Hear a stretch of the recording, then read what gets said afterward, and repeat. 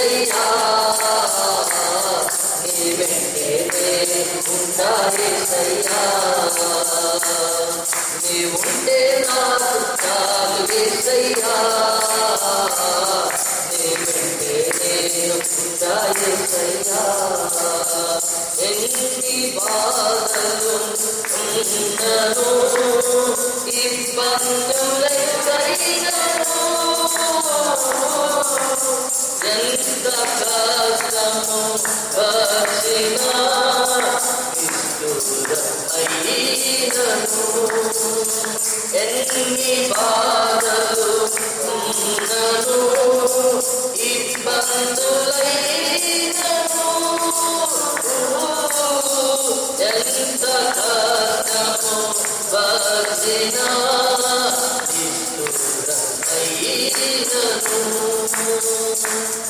నీ మాట చాలయ్యా నీ చూపు చాలయ్యా నీ తోడు చాలయ్యా నీ నీడ చాలయ్యా నీ మాట చాలయ్యా నీ చూపు చాలయ్యా నీ తోడు చాలయ్యా నీ నీడ చాలయ్యా నీ ఉంటే నాకు చాలు యేసయ్యా నీ ఉంటే ఉంటా యేసయ్యా నీ ఉంటే నాకు చాలు యేసయ్యా నీ వెంటే ఉంటా యేసయ్యా నీకు ఇళ్ళలో ఏదియూ లేదు అసాధ్యము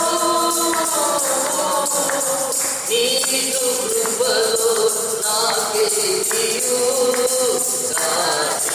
సమానము నీకు ఇళ్ళలో ఏదియూ లేదు అసాధ్యము నీకు కృపలో నాకేదియూ సమానము నీ మాట చాలయ్యా నీ చూపు చాలయ్యా నీ తోడు చాలయ్యా నీ నీడ చాలయ్యా నీ మాట చాలయ్యా నీ చూపు చాలయ్యా నీ తోడు చాలయ్యా నీ నీడ చాలయ్యా నీ ఉంటే నాకు చాలు యేసయ్యా నీ వెంటే ఉంటా యేసయ్యా నీ ఉంటే నాకు చాలు యేసయ్యా నీ వెంటే ఉంటా యేసయ్యా. ప్రేమ నమ్మకం కలిగిన తండ్రి కృపా సత్య సంపూర్ణ మీకు వందనాలు, మీకు స్తోత్రాలయ్యా. ఈ రాత్రికాల సమయంలో నాయన నిన్ను ఆరాధించే గొప్ప కృపను మీరు మాకు అనుగ్రహించినందుకు నీకు వందనాలు, స్తోత్రాలు దేవా. కేరుబల సేరుబల చేత నిత్యము పరిశుద్ధుడు పరిశుద్ధుడు పరిశుద్ధులని గాని ప్రతగానములతో ప్రభా కొనియాడబడుతున్న ప్రియేక దేవ, ఈ రాత్రికాల సమయంలో నిన్ను ఆరాధించి నిన్ను స్తుతించే గొప్ప భాగ్యాన్ని గొప్ప తరుణాన్ని మాకు అనుగ్రహించారు. మీకు వందనాలు, మీకు స్తోత్రాలు. జరుగుతున్న బైబిల్ క్లాస్ అంతటిలో నీ ఆత్మీయ నడిపింపుని మాకు ఇవ్వండి నాయన, మీ ఆత్మ నడిపింపుని మాకు ఇవ్వండి ప్రభా. మీద ఆస్తులు నిలబడి వాక్య సందేశం అందించబోతుండగా కొలతలేని ఆత్మశక్తితో నింపి ప్రభా బలమైన సాధనముగా ఈ రాత్రికాల సమయంలో మీరు వాడుకోమని ప్రార్థన చేస్తున్నాను. అయ్యా యోహాను సువార్త మీ ఉద్దేశాలు, మీ ఆలోచనలు, మీ ఉన్నతమైన ప్రణాళిక ఏమైందో దాని మీ దాసుల ద్వారా మాకు తెలియజేయమని మేము ప్రార్థన చేస్తున్నాం ప్రభా. మా మనోనేత్రాలు వెలగండి, మా మనోనేత్రాలు వెలిగించండి. ఈ రాత్రికాల సమయంలో మీ వాక్యం వెల్లడగతతోడని వెలుగు కలుగును, అవి తెలివిలేని వారికి అవి తెలివినిస్తాయని చెప్పినట్టుగా మీ వెలుగుకరంగా మా జీవితాలు మార్చిన ఉన్నతమైన జ్ఞానంతో ఉన్నతమైన తెలివితో మమ్మల్ని మీరు నింపమని నేను ప్రార్థన చేస్తున్నాను. జరుగుతున్న క్లాస్ అంతటినీ మై మగల ఆత్మలకి అప్పగిస్తున్నాం. ఎంతమంది బిడ్డలైనా రావాల్సిందో వారిని కూడా సకాలంలో నడిపించిన ఆయన ఈ క్లాస్ ద్వారా మీరే ఘనతను, మీరే మహిమలు, మీరే ప్రభావాన్ని పొందమని నజరుడికి యేసునామములో ప్రార్థన చేస్తూ వేడుకుంటున్నాను.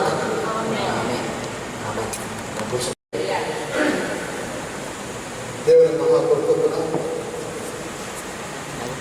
64వ బైబిల్ స్టడీని ఆరంభించుకోబోతున్నాం. నూతనంగా బైబిల్ స్టడీలో పాల్గొంటున్న వారికి ప్రదేశనామంలో తెలియజేస్తున్నాను. ముఖ్యంగా బుక్స్ కావాల్సిన వారు తెలియజేసినట్లయితే వీళ్ళకు నోట్ బుక్స్ ఇవ్వబడుతుంది. అదేవిధంగా మార్కు లూకాసు వార్తలు ప్రదీప్ బ్రదర్స్ తయారు చేసి రెడీగా ఉంచారు. ఇప్పుడు వారి దగ్గర సిద్ధంగా ఉన్నది. ఈ మీటింగ్ అయిన తర్వాత మీరు వారి దగ్గర కలెక్ట్ చేసుకోవచ్చు. యోగు గ్రంథం నుండి లూకా వరకు కావలసిన వారు వారికి ఉపయోగించినట్లయితే ఆ సీడీపై ఈ పేరుని మీ కొరకే సిద్ధపరిచి వారు మీకే అందిస్తారు. కనుక the persons who are interested to have these DVDs, they will be given without fail. అందరికీ ఇవ్వాలని మన కాంగ్రిగేషన్ మొత్తానికి కూడా ఇవ్వాలని సమయంలో దాతలు పెద్దలు DVDస్ని మనకు స్పాన్సర్ చేసినటువంటి షానవాజ్ గారు మన మధ్యలో ఉన్నారు. చక్కటి ట్రైన్ అరేంజ్ చేసినటువంటి షానవాజ్ గారు మరియు వారి బుద్ధిని నింపి వీటి కొరకే సహాయం చేయడానికి ఎంతగానో ఎదురు చూస్తున్నటువంటి మిత్రబంధం గారు, బిఎస్ఎన్ మిత్ర గారు, వీరందరూ కూడా వారి యొక్క సహాయ సహకారాలు అందిస్తూ ఉన్నారు. 64 బైబిల్ స్టడీ.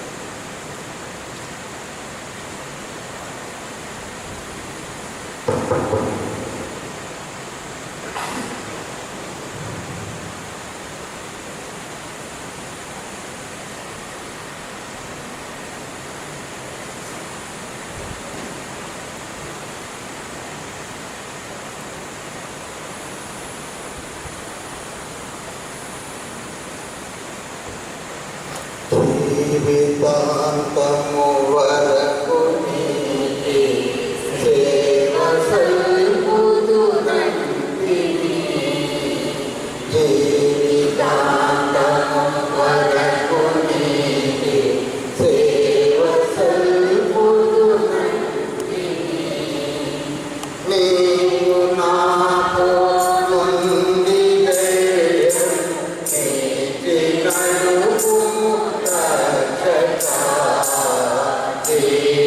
జీవితాంతము వరకు నీకే సేవ సల్పుదునంటిని. ఎన్ని ఆటంకములున్నా, ఎన్ని భయములు కలిగినా, ఎన్ని ఆటంకములున్నా, ఎన్ని భయములు కలిగినా, మన్నిపోవును నీవు నా కడ జీవితాంతము వరకు నీకే సేవ సల్పుదునంటిని. అన్ని వేళల నీవు చెంతని ఉన్న అనుభవమీయకే. అన్ని వేళల నీవు చెంతని ఉన్న అనుభవమీయకే. చిన్నదాని మార్గమందున పోని నడచెద రక్షకా. జీవితాంతము వరకు నీకే సేవ సల్పుదునంటిని. పాపమార్గము సరిపోవక పాపమార్గము కోరక. పాపమార్గము సరిపోవక పాపమార్గము కోరక. ఎప్పుడు నిన్నే వెంబడించగా కృపను సంగుగా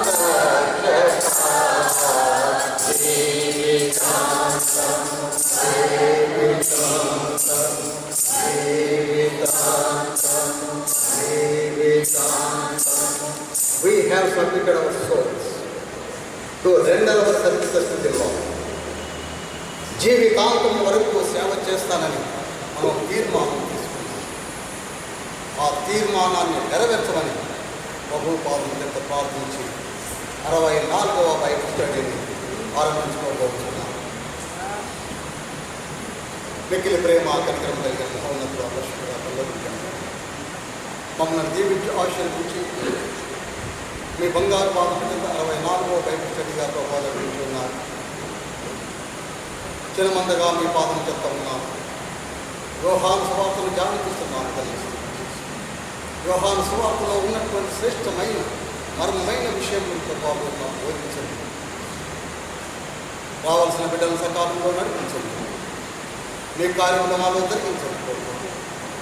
వాక్యము మీది, వాక్యము మీరై ఉన్నారు తండ్రి. పరిశుద్ధాత్మ దేవా మీరు అధ్యక్షత వహించండి. పరమ తండ్రి మీ శక్తి నిలబడి యేసయ్యా మీ సంచారం మా మధ్యగా మమ్మల్ని పేరు పేరున దీవించి ఆశీర్వదించి 64వ బైబిల్ స్టడీ మీ పాదం కింద ప్రతిష్ఠించి ప్రభు అయిన యేసు నామం అతి వినంత పెట్టుకుంటున్నాం ప్రభుత్వం.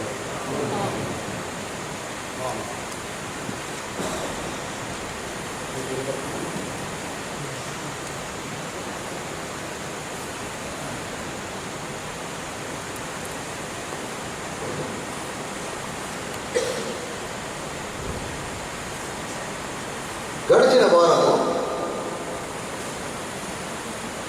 యోహాను సువార్తను మొదటి అధ్యాయము 1 నుండి 4 వచనాల వరకు మనం ధ్యానించాము. యోహాను సువార్త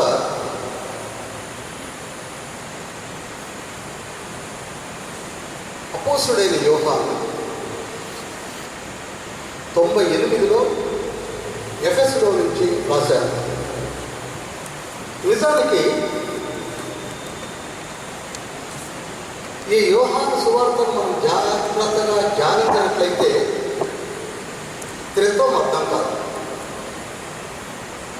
పరిశుద్ధాత్మ యొక్క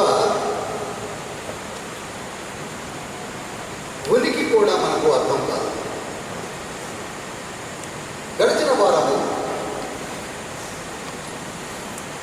1 నుండి 3 వచనాల వరకు ధ్యానించాము.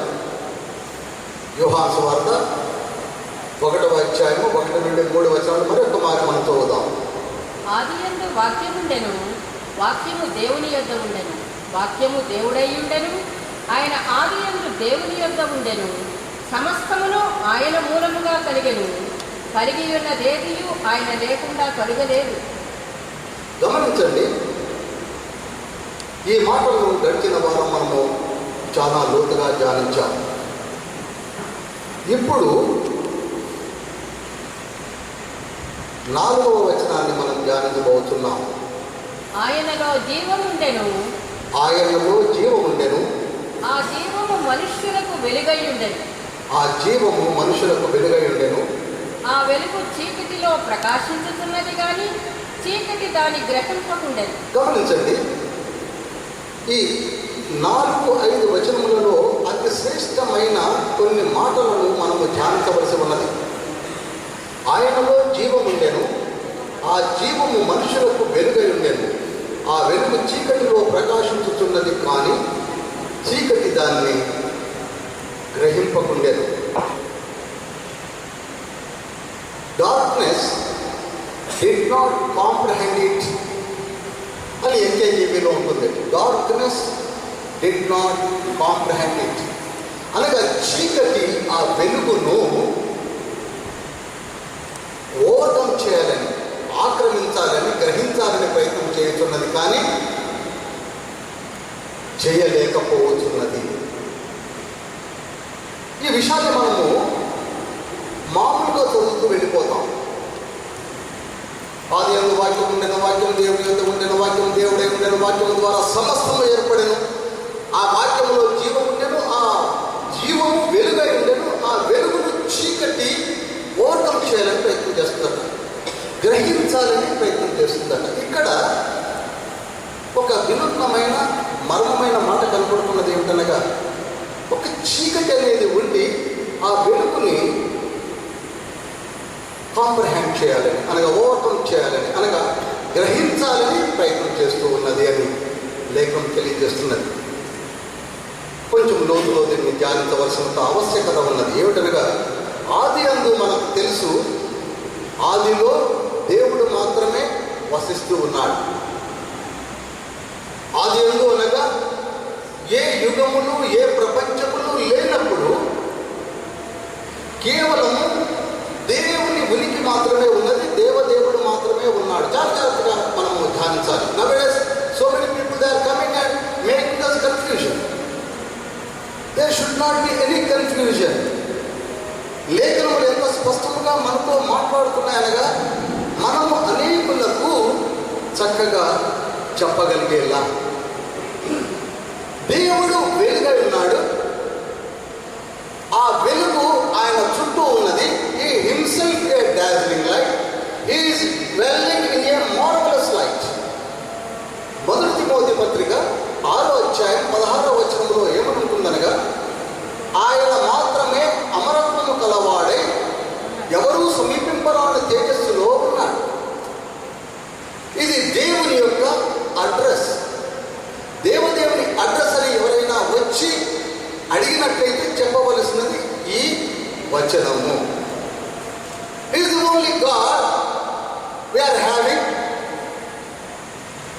He is I am and I am అని పరిచయం చేసుకున్నటువంటి దేవదేవుడు.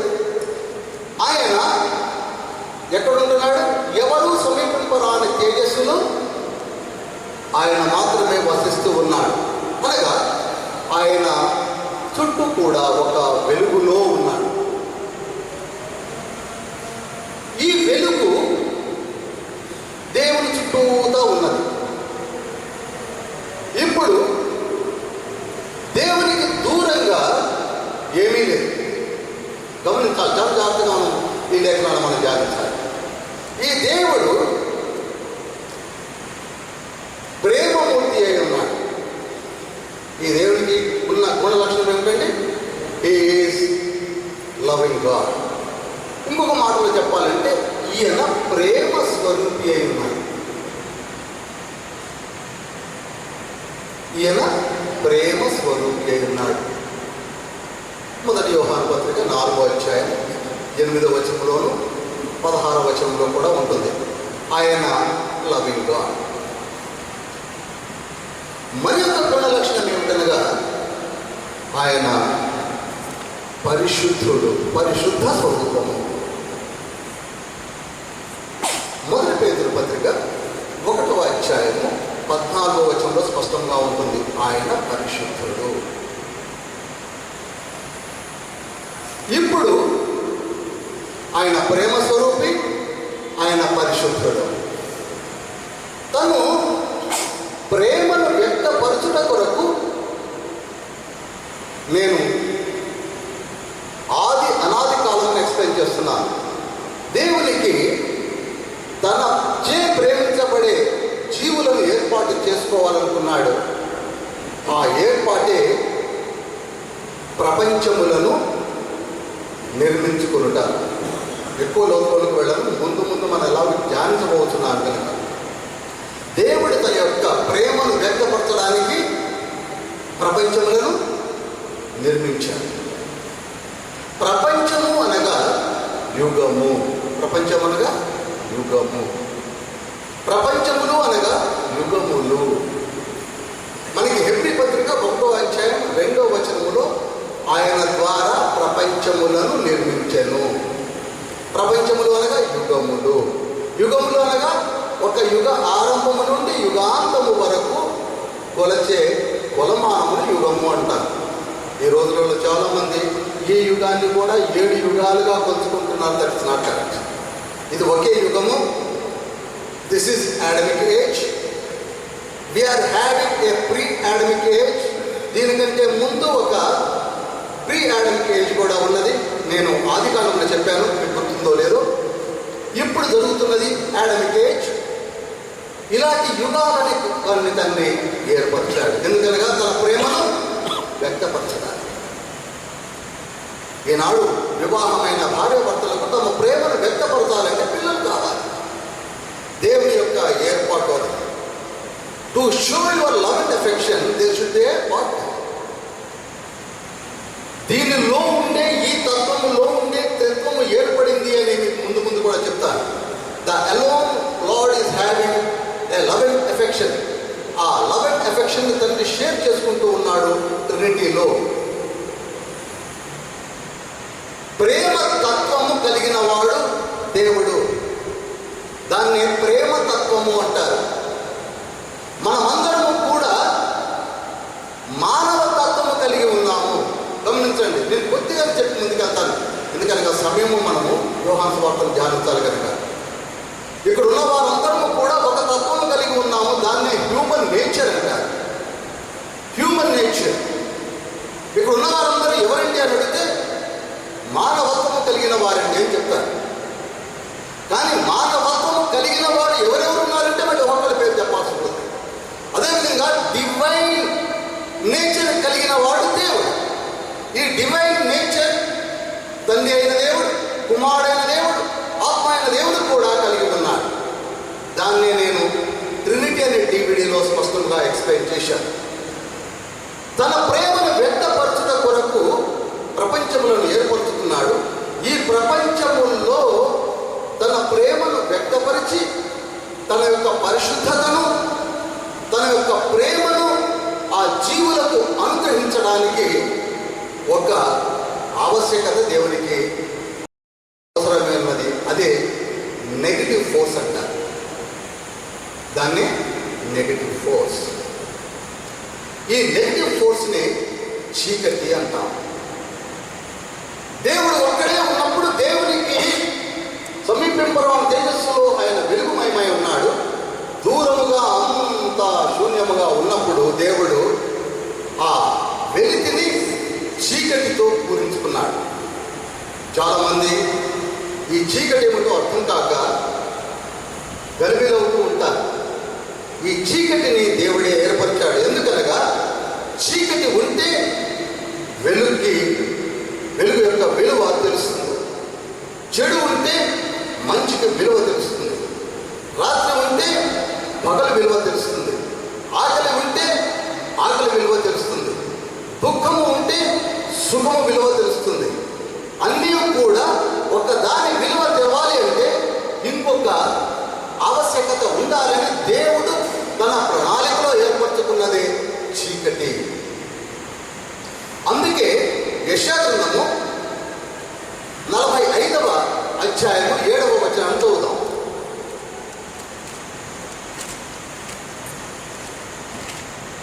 నేను వెలుగును సృజించువాడను, అంధకారమును కలుగజేయువాడను, సమాధానకర్తను, కీడును కలుగజేయువాడను నేనే. గమనించండి,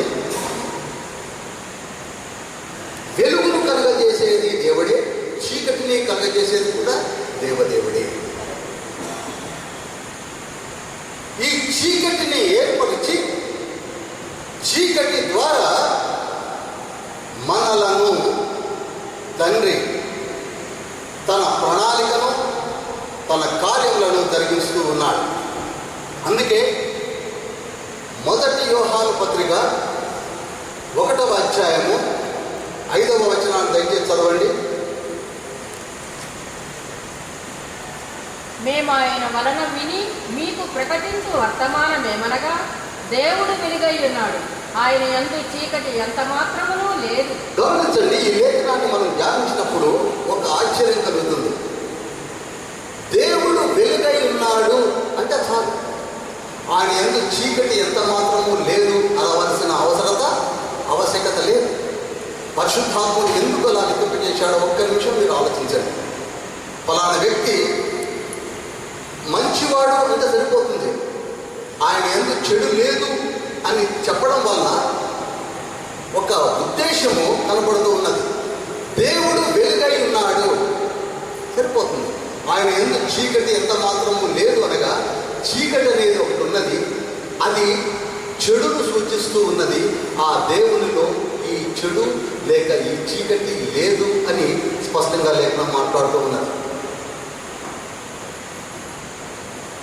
మీరు ప్రకటన గ్రంథము 4వ అధ్యాయం 8వ వచనములో అక్కడ 4 జీవులు నిత్యము మానక పరిశుద్ధుడు పరిశుద్ధుడు పరిశుద్ధుడు అని రేయింపబడు. గమనించండి, దేవుడు పరిశుద్ధుడు పరిశుద్ధుడు పరిశుద్ధుడు అని పరలోకములో, గమనించండి, పరలోకములో ఉన్నదే దేవదేవుడు, పరలోకములో ఉన్నది దేవదూతలు, దేవదూతలు దేవుడు సింహాసీనుడై ఉన్న తండ్రి నిత్యము పరిశుద్ధుడు పరిశుద్ధుడు పరిశుద్ధుడు అని మానక రాత్రింబవళ్ళు ఎందుకు స్తుతిస్తున్నారనగా మనకి తెలియజేస్తున్నది ఏమిటనగా అపరిశుద్ధుడున్నాడు జాగ్రత్త అని. అపరిశుద్ధుడున్నాడు జాగ్రత్త. తండ్రి తెలియజేస్తున్నాడు, అపరిశుద్ధుడున్నాడు జాగ్రత్త. ఒక నెగిటివ్ ఫోర్స్ ఇస్ దేర్. నేను ఎక్కువగా సాతాన్ని ఎప్పుడు పేరు పెట్టి పిలవను, ఎందుకనగా సాతానుడు ఒక నెగిటివ్ ఫోర్స్లో దూరి తను చీకటయ్యాడు. మన దేవుని దృష్టికి సాతానుడు ఒక పెద్ద పవరే కాదు. మనము సాతాను యొక్క కార్యములలో పాల్గొని మనము చీకటయ్యాము కనుక సాతానుడు ఎంత భయపడుతున్నాం. ఎవరైతే దేవుని యందు ఉన్నారో సాతాను అస్సలు భయపడరు. ఎందుకనగా దేవుని యందు ఉన్న వారికి దేవుని యొక్క కృప మహదేశ్వర్యము బలము ఉంటుంది కనుక. అదేవిధంగా యెషయా గ్రంథం 6వ అధ్యాయం 3వ వచనంలో కూడా అక్కడ శరాపులు మరలా పరిశుద్ధుడు పరిశుద్ధుడు పరిశుద్ధుడు. గమనించండి, చీకటి అనేది ఒకటి ఉన్నది. చీకటి అనేది it is an indication for the evil and bad. చీకటి అనేది ఉన్నది జాగ్రత్త అని తండ్రి తెలియజేస్తూనే ఉన్నాడు. ఆది అనాది కాలములోనే యుగములకు పూర్వము ఎవ్వరూ లేనప్పుడు ఆయన మాత్రమే వసించుతున్నప్పుడు. గమనించాలి, ఈ చీకటి ఎప్పుడున్నది అనుకుంటున్నారు? ఏదో ప్రీ యాడమిక్ ఏజ్ యాడమిక్ ఏజ్లో కనపడే చీకటి కాదు. ఆయన మాత్రమే వసించుతున్నప్పుడు మొట్టమొదటిలోనే ఏర్పరచుకున్న చీకటి. చీకటి అనే ఒక ఫోర్స్, ఒక పవర్ ఉన్నది. అది దేవుడే ఏర్పరిచాడు. యుగములకు పూర్వము యూదా పత్రిక 25వ వచనంలో కూడా ఉంటుంది. రోమీయులకు రాసిన పత్రిక 20 నుంచి 25 వచనాల్లో కూడా ఉంటుంది. ఎఫ్సీయులకు రాసిన పత్రిక 1వ అధ్యాయము 20, 21, 22 వచనాల్లో కూడా ఉంటుంది. హెబ్రీ పత్రిక 1వ అధ్యాయము 2, 3 వచనాల్లో కూడా ఉంటుంది. యుగ యుగములు కూడా దేవుని యొక్క కార్యమును జరిగించడం కొరకు ఆ దేవదేవుడు ఎవరు నేర్పించాడండి? చీకటిని. చీకటి. ఇప్పుడు మీకు ఈ చీకటి అనేది ఎప్పుడుందనుకుంటున్నారు? మొదటి నుంచి ఉన్నది. From the beginning lord Jehovah is there. అదే కాలంలో చీకటిని కూడా అతన్ని ఏర్పరిచాడు. మీకు విషయాన్ని చెప్తాను. దేవుడు చేయలేనివి 3 ఉన్నాయి. సహజంగా దేవుడు చేయలేనివి కూడా ఉంటాయా అని మనం అనుకుంటూ ఉంటాం. దేవుడు చేయలేనివి 3 ఉన్నాయి. ఒకటి, ఆయన పాపము చెయ్యలేదు. ఆయన పాపము చెయ్యలేదు. రెండవది, తన అభీష్టములకు వేరుగా ఏమీ చెయ్యడు. తన అభీష్టములకు వేరుగా ఏమీ చెయ్యడు. మూడవది, తన్ను తాను నిర్మూలించుకొనలేడు. He cannot destroy himself. తన్ను తాను నిర్మూలించుకొనలేడు. ఇవి దేవదేవుడు చేయలేనివి. ఇవన్నీ మనం చేస్తూ ఉంటాం. అసలు మన అభీష్టానికి వేరుగానే ప్రవర్తిస్తూ ఉంటాం. మనకు మనమే నిర్మూలించుకుంటాం. దాన్ని నథింగ్ బట్ సూసైడ్ కమిట్మెంట్. పాపము అవలేలగా చేస్తాం. పాపము చాలా ఈజీగా చేస్తాం. కనుక అటువంటి గుణలక్షణము కలిగినటువంటి తండ్రి తన పరిశుద్ధతను, తన ప్రేమను మనకు పంచుట కొరకు ఆయన ఆది అనాది కాలంలోనే చీకటి అనే నెగిటివ్ ఫోర్స్ని ఏర్పరచుకున్నాడు. అందరూ అనుకుంటూ ఉంటారు, పాపము అనేది మొట్టమొదటిగా భూమిపైనే మనం పాపంలో పడ్డాము అనుకుంటూ ఉంటాం. అది కరెక్ట్ కాదండి. మన భూమి కంటే ముందు పరలోకంలో పాపం దూరింది. 1/3 of the angels, they were falling down from the heaven. 1/3 వంతు ఏంజల్స్ పరలోకములో పాపము చేసి దేవునికి విరుద్ధముగా ప్రవర్తించి పడిపోయారు. ఇంకొక ఆశ్చర్యకరమైన విషయం ఏమిటో తెలుసా? మనం అందరం అనుకుంటాం మొట్టమొదటిగా పడిపోయింది సాతానుడైన లూసిఫర్ అనుకుంటున్నాం.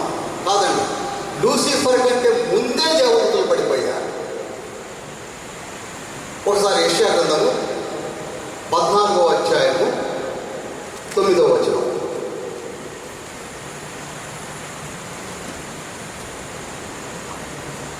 నీవు ప్రవేశించుతుండగానే నిన్ను ఎదుర్కొనుటకై క్రింద పాతాళము నీ విషయమై కలవరపడుతున్నది. నీవు ప్రవేశించుతుండగానే, నీవు అనగా ఇక్కడ సాతానుడు. సాతానుడు ఇంకా ప్రవేశించక మునిపే ఎవరు ఎదురు చూస్తున్నారట? అక్కడ పాతాళము. చదవాలి. పాతాళము నీ విషయమై కలవరపడుతున్నది, అది నిన్ను చూచి ప్రేతలను రేపుతున్నది. చూడండి, అది నిన్ను చూచి ప్రేతలను రేపుతున్నది అనగా లూసిఫర్ పడక మునిపే ఏంజల్స్ పడిపోయి ఉన్నారు. ఆ తర్వాత పడిపోయిన వాడు తేజో నక్షత్రమా, మార్నింగ్ స్టార్, ఓ లూసిఫర్ అని మనము 12వ వచనం 13వ వచనంలో చదువుతూ ఉంటాం. నీవెట్లు పడిపోతుంది. కనుక పాపము అనేది మొట్టమొదటిగా ఎక్కడ దూరిందండి? పరలోకములో, మహిమా శరీరులలో పాపము దూరింది. వారిని తండ్రి పడేశారు. ఇంకొక ఆశ్చర్యకరమైన విషయం ఏమిటో తెలుసా? యెహెజ్కేలు గ్రంథము 31వ అధ్యాయము 9వ వచనం చదవండి. విస్తారమైన కొమ్మలతో నేను దానిని శృంగారించినందున. చూడండి, విస్తారమైన కొమ్మలతో నేను దానిని శృంగారించినందున. దానిని అనగా లూసిఫర్ని. నోట్ చేయండి. దానిని అనగా ఎవరిని? లూసిఫర్. నేను పరలోకములో ఏదేను వనములో కాపలాగా ఉంచినప్పుడు నేను విస్తారమైన కొమ్ములతో లూసిఫర్ని శృంగారించినందున. దేవుని వనమైన ఏదెనులో ఉన్న వృక్షములన్నీయు, ఏదైనా వనమైన దేవుని వనములో ఉన్న వృక్షములన్నీ అనే దగ్గర మీరు నోట్ చేయాల్సిందంటే ఏంజల్స్. వృక్షములన్నీ ఎవరండి? ఏంజల్స్. దాని సొగసు చూచి, దాని సొగసును చూచి అసూయపడెను అని ఉంటుంది అక్కడ. అప్పుడే జలస్ అనేది అక్కడనే ఉన్నది పరలోకంలో. అసూయపడ్డారు ఎవరు? సాతాను చూసి. ఎవరు అసూయపడ్డారు? దేవదూతలు అసూయపడ్డారు. గమనించండి ఎంత స్పష్టంగా లేఖనములు మనతో మాట్లాడుతూ ఉన్నాయో. మనకంటే ముందుగా ఏర్పరచబడిన పరలోకములోనే పాపం దూరింది. అందుకే యేసుక్రీస్తు ప్రభువారు సిలువలో రక్తమును కార్చి ఈ రక్తమును తీసుకొని పరలోకములోనికి ఎందుకు వెళ్ళాడు అనుకుంటున్నారు? పరలోకములో ఉన్న పాప ప్రక్షాళన గావించుటకు అని హెబ్రీ పత్రిక 9వ అధ్యాయము 23-24 వచనాల్లో ఉన్నది. పరలోకంలో పాపం దూరింది. పరలోకంలో అసూయ ఉన్నది. పరలోకంలో ప్రౌఢ్నెస్ పెరిగిపోయింది. పరలోకంలో ఇగోయిజం ఉన్నది. పరలోకంలో కొమ్ములు కట్టుకున్నారు. సాతానుడు ఎందుకు తను తాను హెచ్చించుకున్నాడు అనుకుంటున్నారు? అదే యెహెజ్కేలు గ్రంథము 28వ అధ్యాయము 13వ వచనములో నీకు సొగసు అలంకరణను చూసి నీకు పిల్లల త్రోవి ఊదు వారు తయారయ్యి. చూడండి, పరలోకంలో ఎవరు తయారయ్యారట? భజన పరులు. లూసిఫర్ పక్కన చేరి పొగుడుతూ కూర్చున్నారు. ఈనాడు మనలో చాలా మంది ఈ పొగడతలకే పడిపోతూ ఉంటారు. మరి ముఖ్యంగా ఓల్డెన్ డేస్లో హిస్టరీని చూసినప్పుడు రాజు లూసిఫర్ను కూడా చదవండి ఒకసారి 13వ వచనాన్ని. దేవుని తోటయగు ఏదేనులోను ఉంటివి, మాణిక్యము, గోమేధికము, సూర్యకాంతమణి, రక్తవర్ణపు రాయి, సిరిమాని రాయి, మరకతము, నీలము, పద్మరాగము, మాణిక్యము అను అమూల్య రత్నములతోనూ బంగారముతోనూ నీవు అలంకరింపబడి ఉన్నావు. నీవు దినమున పిల్లల గ్రోవులు వాయించువారును చూడండి, నీవు నియమించబడిన దినమున పిల్లల గ్రోవు వాయించువారు నీకు సిద్ధమయ్యారు. భజన పనులు వచ్చేసారు. ఎప్పుడైతే పొగడ్తలలోనికి వెళ్ళిపోయాడో లూసిఫర్ 16వ వచనంలో ఏమయ్యాడు చూడండి. 16వ వచనం, అయితే నీకు కలిగిన విస్తారమైన వర్తకము చేత లోపల నీవు అన్యాయము పెంచుకొని పాపము చేయుచు వచ్చి గనుక చాలు, నిన్ను నీవు హెచ్చించుకుంటూ పాపంలోనికి వెళ్ళిపోయావు. అందుకే మన బైబిల్ స్టడీలో ఫస్ట్ స్టెప్ ఏమిటనగా సబ్మిట్ చేయాలి. మనకున్న జ్ఞానము దేవుడు అనుగ్రహించే జ్ఞానమే తప్ప మనము ఆ జ్ఞానమును చూసి పొంగిపోవద్దు, హెచ్చించుకోవద్దు అని లూసిఫర్ ద్వారా తండ్రి మనకు తెలియజేస్తూ ఉన్నాడు.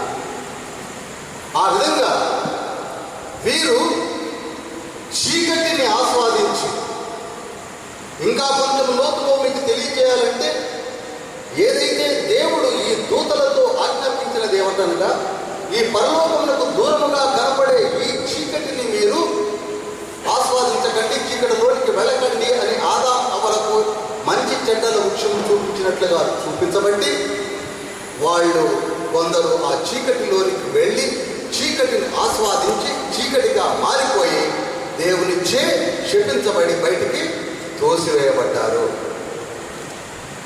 ఇదండి మూలము. ఇప్పుడు దేవుడు మనకే ఇచ్చాడా ఈ ఆజ్ఞను అనుకుంటూ ఉన్నారు ఆదాం అవ్వలకి.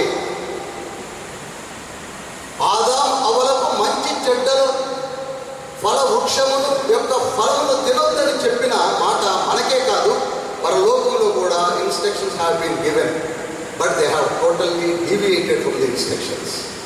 చీకటిలోనికి వెళ్ళి చీకటిగా మారిపోయి ఆ చీకటి శక్తులను తోసివేయబడినప్పుడు ఆ తర్వాత భూమి పైన పడ్డారు.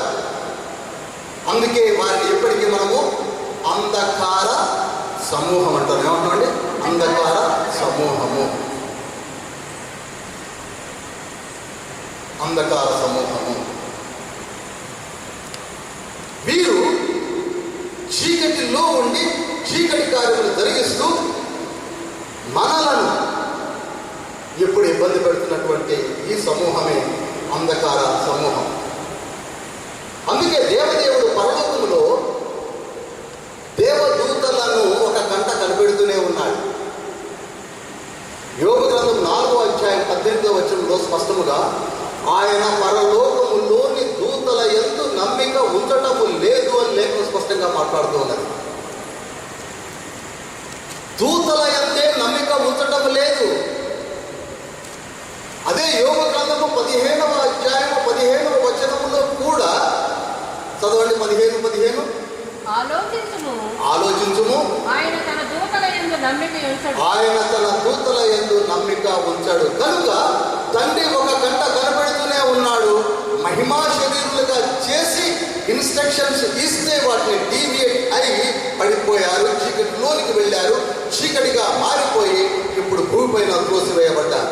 అందుకే దేవుడు తన ప్రణాళికను మార్చి మనలను ముందుగా మహిమా శరీరులుగా కాక మట్టి శరీరముతో ఏర్పరిచి, ఇప్పుడు ఈ మట్టి శరీరంలో ఉన్న మనలను ఫిల్టర్ చేసి స్క్రీన్ చేసి జల్లెడ పట్టి పరలోక రాజ్యములోనికి తీసుకుని వెళ్ళట కొరకే ఈ చీకటిని ఏర్పాటు చేసుకొని ఈ చీకటిని జల్లెడగా వాడుకుంటున్నాడు దేవదేవుడు. హల్లెలూయా. ఇది కనుక మనకు మొట్టమొదటిగా కనపడే ఆకాశమును ఫర్మమెంట్ అంటాం. FIRMANT, ఫర్మమెంట్, FIRMAMENT. ఫర్మమెంట్ అనగా ఈ మేఘముల యొక్క కళ్ళక కలిగినటువంటి ఆకాశమును మనం మొట్టమొదటిగా చూస్తూ ఉన్నాం. రెండవ ఆకాశములో దురాత్మల సమూహము ఉంటూ ఉన్నది. మీరు వెంటనే చెప్పొచ్చు, దురాత్మ సమూహం ఎక్కడ ఉంటుంది? రెండవ ఆకాశములో. ఇక మూడవ ఆకాశములో పరదైసు ఉన్నది. మూడవ ఆకాశములో పరదైసు ఉన్నది. 2వ కొరింథీ పత్రిక 12వ అధ్యాయము 2 నుంచి 4 వచనాల్లో తండ్రి మనతో మాట్లాడాడు. కనుక ఈ విధంగా పడిపోయినటువంటి దూతలు ఇప్పుడు ఏం చేస్తున్నారంటే మనలను గలిబిలి చేస్తూ ఉన్నారు. మీకు నేను లక్షణాలను 7 వివరిస్తాను. తప్పగా నోట్ చేసుకోండి.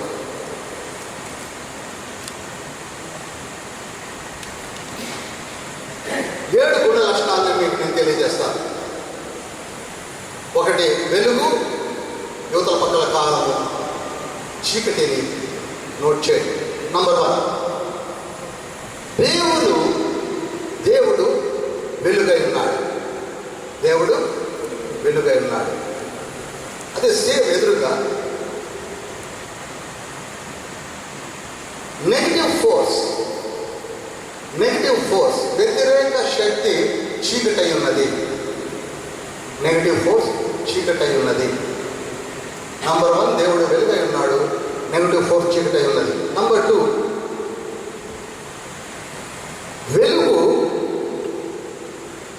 పరిశుద్ధత, నీతి మయమై ఉండును. వెలుగు పరిశుద్ధత, నీతి మయమై ఉండును. చీకటి పాపము కలిగి ఉండును. పరిశుద్ధత వెలుగైతే చీకటి పాపము. నంబర్ 3, వెలుగునందు ప్రేమ, కరుణ, జాలి కలవు. వెలుగునందు ప్రేమ, కరుణ, జాలి కలవు. చీకటి నందు ద్వేషం, క్రూరత్వం,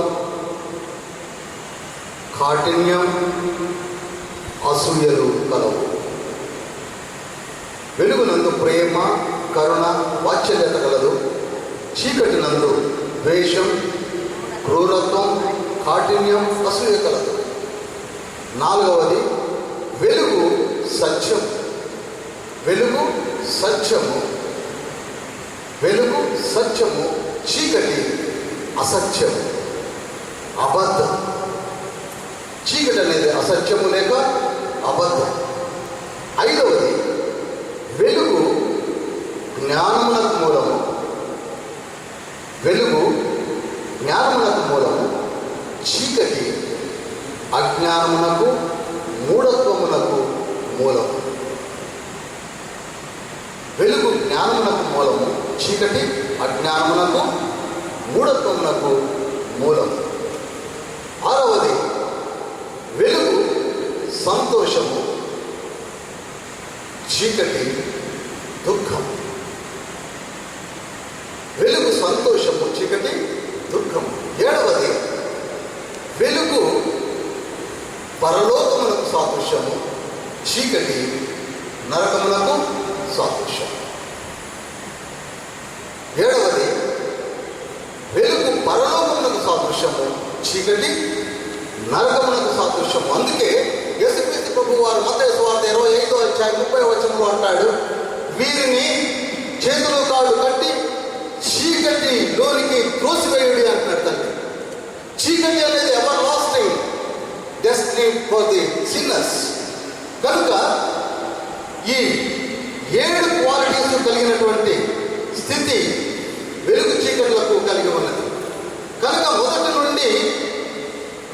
నుండి కూడా ఈ చీకటి ఈ వెలుగులోనికి రావాలని ప్రయత్నం చేస్తూ ఉన్నది. ఇంతకీ ఈ మాటను ఇక్కడ ఎందుకు వాడవలసి వచ్చింది? ఎక్కడ? యోహాను సువార్త 1వ అధ్యాయము 5వ వచనములో, ఏ వాక్యమైన దేవుడైతే సమస్తమును ఏర్పరిచి జీవముతో కలిగి వెలుగై ఉన్నాడో ఆ వెలుగును ఎవరు ఓవర్కమ్ చేయాలని చూస్తున్నారు? చీకటి. ఇంతకీ ఆ వాక్యమైన దేవుడు ఎవరండి? యేసుక్రీస్తు ప్రభు వారు కృపా సత్య సంపూర్ణుడుగా ఈ భూమిపైకి 14వ వచనంలో వచ్చాడు కనుక ఇంతకీ ఆ వాక్యమైన దేవుడు ఎవరండి? యేసు ప్రభువుగా వచ్చాడు. ఇప్పుడు యేసు ప్రభువుని ఓవర్కమ్ చేయాలని ప్రయత్నం చేసింది ఎవరు? చేస్తున్నది ఎవరు? చీకటి. చీకటి. యేసయ్య భూమిపైకి వచ్చాడని తెలుసుకున్నటువంటి ఆ చీకటికి అధినేత అయినటువంటి అపవాది యేసయ్యను ట్రాప్ చేయాలని మొదటి నుంచి తన ప్లాన్లోనే పెట్టుకున్నాడు. నేను ఒక 8 సంవత్సరాల క్రితం దీన్ని ధ్యానించినప్పుడు ఆశ్చర్యపోయాను. ఎప్పుడైతే ఆదికాండము 3వ అధ్యాయం 15వ వచనంలో దేవదేవుడు ఒక శాపాన్ని సర్పానికి ఇచ్చాడో, నీ సంతతికి స్త్రీ సంతతికి విరుద్ధము వైరము కలగజేయునని, ఆ స్త్రీ సంతానముతో లోకములకు రక్షణ వస్తుందని సాతానుడు అప్పుడే తెలుసుకున్నాడు. ఆనాటి నుండి ఎవరైతే పరిశుద్ధంగా ఉంటున్నారో వాళ్ళని ట్రాప్ చేయడానికి ప్రయత్నం చేస్తున్నాడు. అబ్రహామును ట్రై చేశాడు, ఇస్సాకును ట్రై చేశాడు, యాకోబును ట్రై చేశాడు. ఆ తర్వాత తన సంతానం అంతటినీ కూడా మభ్యపెట్టాడు. వారందరినీ ట్రాప్లో తీసుకొచ్చాడు. దేవుని యొక్క రాజ్యము సంబంధులైనటువంటి యూదులందరినీ ట్రాప్లో పెట్టాడు. అంతతో ఊపుకున్నాడు అనుకున్నారా? లేదండి. దావీదును ట్రాప్లో తీసుకొచ్చాడు, సొలొమోనును ట్రాప్లో తీసుకొచ్చాడు. యేసుక్రీస్తు ప్రభువారు దావీదు సంతానములో నుండి వస్తాడని సాతానుడికి బాగా తెలుసు కనుక అతల్యాన్ని ప్రేరేపించి రాకుమారులందరినీ తప్పిస్తాడు. రాకుమారులందరూ చచ్చిపోయారనుకుంటారు. ఇక యూదులలో రాజు లేడు అని అనిపించాడు సాతానుడు. కానీ దేవుని ప్రణాళిక తన్ని మార్చేశాడు. ఎవరి ద్వారా వస్తున్నాడు యేసయ్య? నాతానులో నుండి వస్తున్నాడు. సొలొమోనులో నుండి రావడం లేదు. సాతానుడికి అర్థం కాలేదు. తీరా నాతానులో నుండి మరి తల్లి గర్భమున యేసయ్య ఎప్పుడైతే పుట్టాడో అప్పుడు యేసయ్య దగ్గరికి మరలా పరిగెత్తుకొచ్చాడు. 40 దినములు ఉపవాసంతో ఉన్న యేసయ్యను అరణ్యంలోకి తీసుకెళ్లి శోధకుడు శోధించాడు. ఆ శోధకుడిని యేసయ్య చితకదొక్కాడు అక్కడిని. ఆ తర్వాత జనాంగమును ప్రేరేపించి యేసయ్యను పట్టుకొని సిలువ వేయించాడు. సిలువలో తండ్రి వేలాడుతూ మరణమును జయించి అపవాది యొక్క మరణము తానే చితక తొక్కి, మరణమా నీ ముల్లెక్కడా అని యేసయ్య సాతాను చితక తొక్కాడు సిలువలో. హల్లెలూయా, హల్లెలూయా. సాతాను చితక తొక్కబడ్డాడు. 1 కొరింథీ పత్రిక 15వ అధ్యాయం 55వ వచనంలో ఉంటుంది. మరణమా నీ ముల్లెక్కడా, సాతానుడా నీ విజయం ఎక్కడా, మరణమునకు అధిపతిని అధికారులను విరవీగుతున్నావే, నీ మరణమును చితక తొక్కడానికి నేను వచ్చాను అన్నాడు యేసయ్య. చీకటిని తండ్రి పారదోలాడు. సాతాను మృంగాలని ప్రయత్నం చేశాడు. ఆ వెలుగుని గ్రహింప ఉండేను. ఇప్పుడు మనము వెలుగై ఉన్నాము. హల్లెలూయా. దేవుడు వచ్చి మనలను వెలిగించాడు. లోకములోనికి వెలుగు వచ్చింది. ఆ వెలుగులో మనమున్నాము. ఎవరైతే యేసయ్య నందు అంటుకట్టబడ్డారో వాళ్ళందరూ వెలుగు సంబంధులయ్యారు. మనము వెలిగించబడ్డాము. అందుకే మత్తయి సువార్త 5వ అధ్యాయం 14-15 వచనాల్లో మీరు లోకమునకు వెలుగై ఉన్నారు అన్నాడు. ఇప్పుడు మనం వెలిగించబడ్డాము. ఈ వెలుగు నడుస్తున్నప్పుడు చీకటి పారిపోతూ ఉంటుంది. చూడండి, వెలుగులో చీకటి ఉండలేదు, చీకటి పారిపోతూ ఉంది. ఎందుకనగా వెలుగు నడుస్తుంటే చీకటి పారిపోవాల్సిందే. వెలుగులోనికి చీకటి రాలేదు. చీకటిలో ఉన్నవారు వెలుగువారు చూసి భయపడుతున్నారు. వీరిలో వెలుగు కనబడుతున్నది, వీరి ముఖంలో గ్లో ఉన్నది, వీరి మాటలో వెలుగు ఉన్నది, వీరి మాటలో శక్తి ఉన్నది, వీరి చేతిలో శక్తి ఉన్నది. They are not ordinary people. వారు వెలుగై ఉన్నారు. అందుకే ఈ వెలుగులో ఉన్న మనము యేసయ్య చెప్పింది అదే, మిమ్మల్ని ఎవరు ఏమి చేయలేరు, ఎందుకనగా మీరు వెలుగై ఉన్నారు.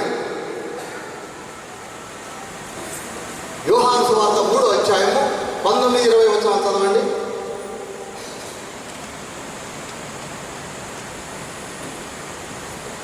వెలుగు లోకములోనికి వచ్చెను గాని తమ క్రియలు చెడ్డమైనందున మనుషులు వెలుగును ప్రేమింపక చీకటినే ప్రేమించింది. గమనించండి, యేసయ్య అనగా వెలుగు లోకములోనికి వచ్చింది.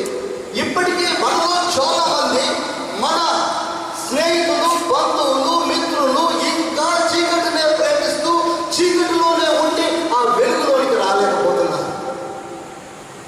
They are afraid of the light. Yesayya దగ్గరికి రాలేకపోతున్నారు. అందుకే దెయ్యం చూడండి, దైవజనులను చూసినప్పుడు భయపడుతూ వెళ్ళిపోతూ ఉంటుంది. ఎందుకంటే ఆ వెలుగును చూడలేవు, అవి వెలుగును చూడలేవు.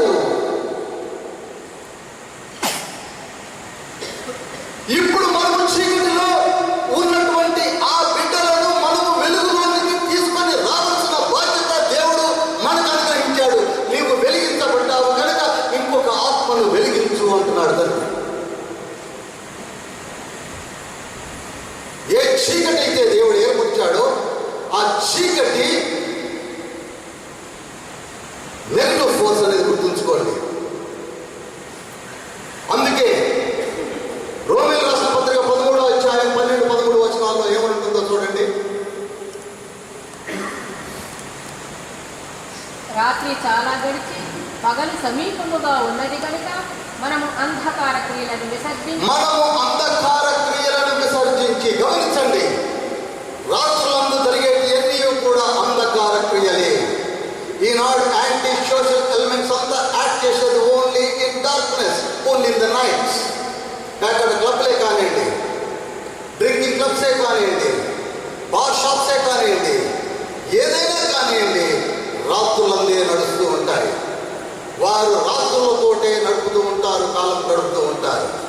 రాత్రులందే ఈ దుష్ట ఆత్మలు తిరుగుతూ ఉంటారు, పగలు వారు తిరగలేరు. అందుకే దురాత్మల శక్తులు నైట్లోనే తిరుగుతూ తమ కార్యాలు జరిగిస్తూ ఉన్నారు. ఈ చీకటిని పారద్రోలాలి అంటే నీవు చీకటిలో నుండి వెలుగులోనికి రావాలి. అందుకే ఎఫెసీయులకు రాసిన పత్రిక 5వ అధ్యాయము 8వ వచనములో మీరు ఒకప్పుడు చీకటై ఉన్నారు, ఇప్పుడు ప్రభువునందు వెలుగై ఉన్నారు. ఒకప్పుడు నేను చీకటి, మనమందరము చీకటే, కానీ ఇప్పుడు ప్రభువునందు వెలుగై ఉన్నాము. చీకటి మనలో నుండి పారిపోయింది. నేను ఇంకొకటి చెప్తున్నాను మీకు, the person who is living in the light, అతను పాపము చెయ్యలేడు. ఎందుకనగా చీకటి ఆయనలోనికి రాదు.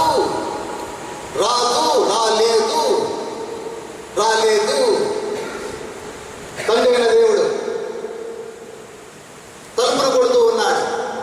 ప్రకటన గ్రంథము 3వ అధ్యాయం 19-20 వచనాల్లో తలుపును కొట్టడనగా హృదయమైన తలుపును వాకిట ఉండి కొట్టుతున్నాడు.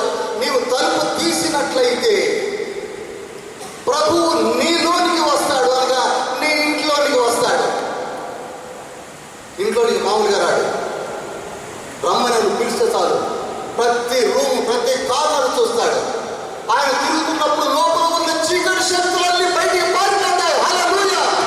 If you open the door of your soul, ఆయన లోపలికి వచ్చాడంటే ఆ వెలుగులో చీకటి నిలవలేదు. That's why knocking the door అన్నాడు తండ్రి. మీరు తలుపు తీసేలా చాలు, వెలుగు లోపలికి వస్తుంది. వెలుగు లోపలికి వస్తే చూడండి, ఉదయకాలంలో 6 o'clock మీరు తలుపు తెరిస్తే వెలుగు లోపలికి వస్తుంది. వెలుగులో ఉన్న క్రిమికీటకాలు, దోమలు ఎగిరి పారిపోతూ ఉంటాయి. అదేవిధంగా యేసయ్య నీలోకి వచ్చాడు అంటే చీకటి పారిపోతుంది. అందుకే నాకింగ్ ద డోర్ అన్నాడు తండ్రి. తీయండి, ఎవరైతే తీస్తాడో వారిలోనికి నేను వస్తాను. కనుక వెలుగు మయమైన మనం ఒకప్పుడు చీకటి, ఒకప్పుడు అంధకార క్రియలు, ఒకప్పుడు ఈ లోకంలో ఉన్నాము. ఎప్పుడైతే నువ్వు వెలుగులోకి వస్తున్నావో నీలోనికి చీకటి రాలేదు. అది ధర్మము లేక నియమము అంటారు. అంతే, అదొక నియమము తండ్రి, నియమం. సూర్యుడు ఎప్పుడు పొడమట నుండి ఉదయించడు, అది నియమం. పిల్లలు ఎప్పుడు తండ్రిని పోరు ఉంటారు, అది నియమం. పైనుండి ఏదైనా పడేస్తే కిందగా పడుతుంది, అది నియమం. తండ్రి నియమములు ఏర్పాటు చేశాడు. పాపంలో ఉన్నవారు పాపం చేస్తారు, అది నియమము. వెలుగులో ఉన్నవారు వెలుగు బిడ్డలుగా నీతి కార్యములు జరిగిస్తారు, అది నియమము. ఆ నియమము ఈ నియమంలోనికి, ఈ నియమము ఆ నియమంలోనికి రాదు.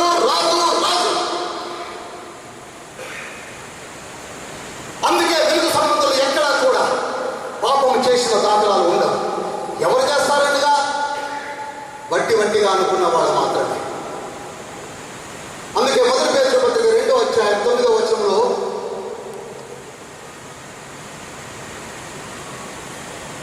అయితే మీరు చీకటిలో నుండి ఆశ్చర్యకరమైన తన వెలుగులోనికి మిమ్మును పిలిచిన వారి గుణాతిశయములను ప్రచురము చేయ నిమిత్తము ఏర్పరచబడిన వంశమును, రాజులైన యాజక సమూహమును, పరిశుద్ధ జనమును, దేవుని సొత్తైన ప్రజలై ఉన్నారు. గమనించండి, ఒకప్పుడు చీకటే, కానీ ఇప్పుడు మనము యాజక రారాజులు, వెలుగు సంబంధులు. అందుకే ప్రభు అంటున్నాడు, ఇప్పుడు మనతో ఎవరైతే మారు మనసు పొంది ప్రభువుకు సమర్పించుకొని ప్రభు యొక్క కార్యములను చేయడం కొరకు వెలుగుగా మార్చబడ్డారో వారితో తండ్రి ఇప్పుడు మాట్లాడుతున్న మాటలను నేను మీకు తెలియజేస్తున్నాను. చూడండి, యోబు గ్రంథము 38వ అధ్యాయము 19వ వచనము. ఈ విషయములు, ఈ లేఖనములు అర్థమైనవి అంటే దాదాపుగా మీకు వెలుగు చీకట్లు అర్థమైనట్టే. యోగ గ్రంథము 38వ అధ్యాయము 19. వెలుగు నివసించు చోటునకు పోవు మార్గమేది? చీకటి అను దాని ఉనికి పట్టు ఏది? దాని సరిహద్దులకు నీవు వెలుగును కొనిపోవుదువా? దాని గృహమునకు పోవు త్రోవలను నీ వెలుగుదువా?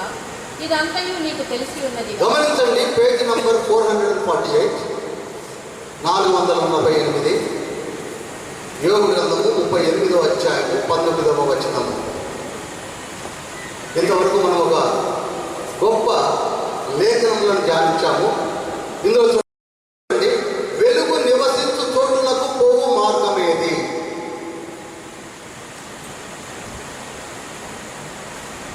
ఎప్పుడు మీకే సమాధానం తెలిసి ఉండాలి. వెలుగు నివసించు చోటునకు పోవు మార్గమేది అనగా, వెలుగు నివసించు చోటు అనగా దేవుని యొక్క అడ్రస్. దేవుని యొక్క అడ్రస్ ఏమిటండి? మొదటి తిమోతి పత్రిక 6వ అధ్యాయము 16వ వచనం. వెలుగు నివసించు చోటునకు పోవు మార్గమేది? మనకు తెలుసు. ఇప్పుడు మీ దగ్గరికి కొందరు వస్తున్నారు, brother letters refer the versus అని వస్తున్నారే, వాళ్ళని ఇదే ప్రశ్న అడగండి.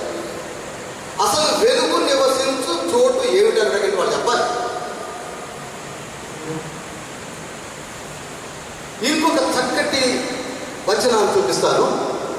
దానియేలు గ్రంథము 2వ అధ్యాయము 22వ వచనము. దానియేలు గ్రంథము 2వ అధ్యాయము 22వ వచనము. ఆయన మరుగు మాటలను మర్మములను బయలుపరచును. అంధకారములోని సంగతులు ఆయనకు తెలియను. వెలుగు యొక్క నివాస స్థలము ఆయన యొద్ద ఉన్నది. గమనించండి, వెలుగు యొక్క నివాస స్థలము ఆయన యొద్ద ఉన్నది. ఆయన యొద్ద ఉన్నది.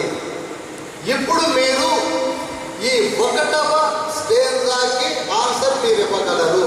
వెలుగు నివసించు చోటునకు పోవు మార్గం ఏది మనకు తెలుసు. ఇక రెండవది, చీకటి అను దాని ఉనికి పట్టు ఏది? చీకటి అనేది ఎక్కడ ఉన్నది? రెండవ క్వశ్చన్ ఇది.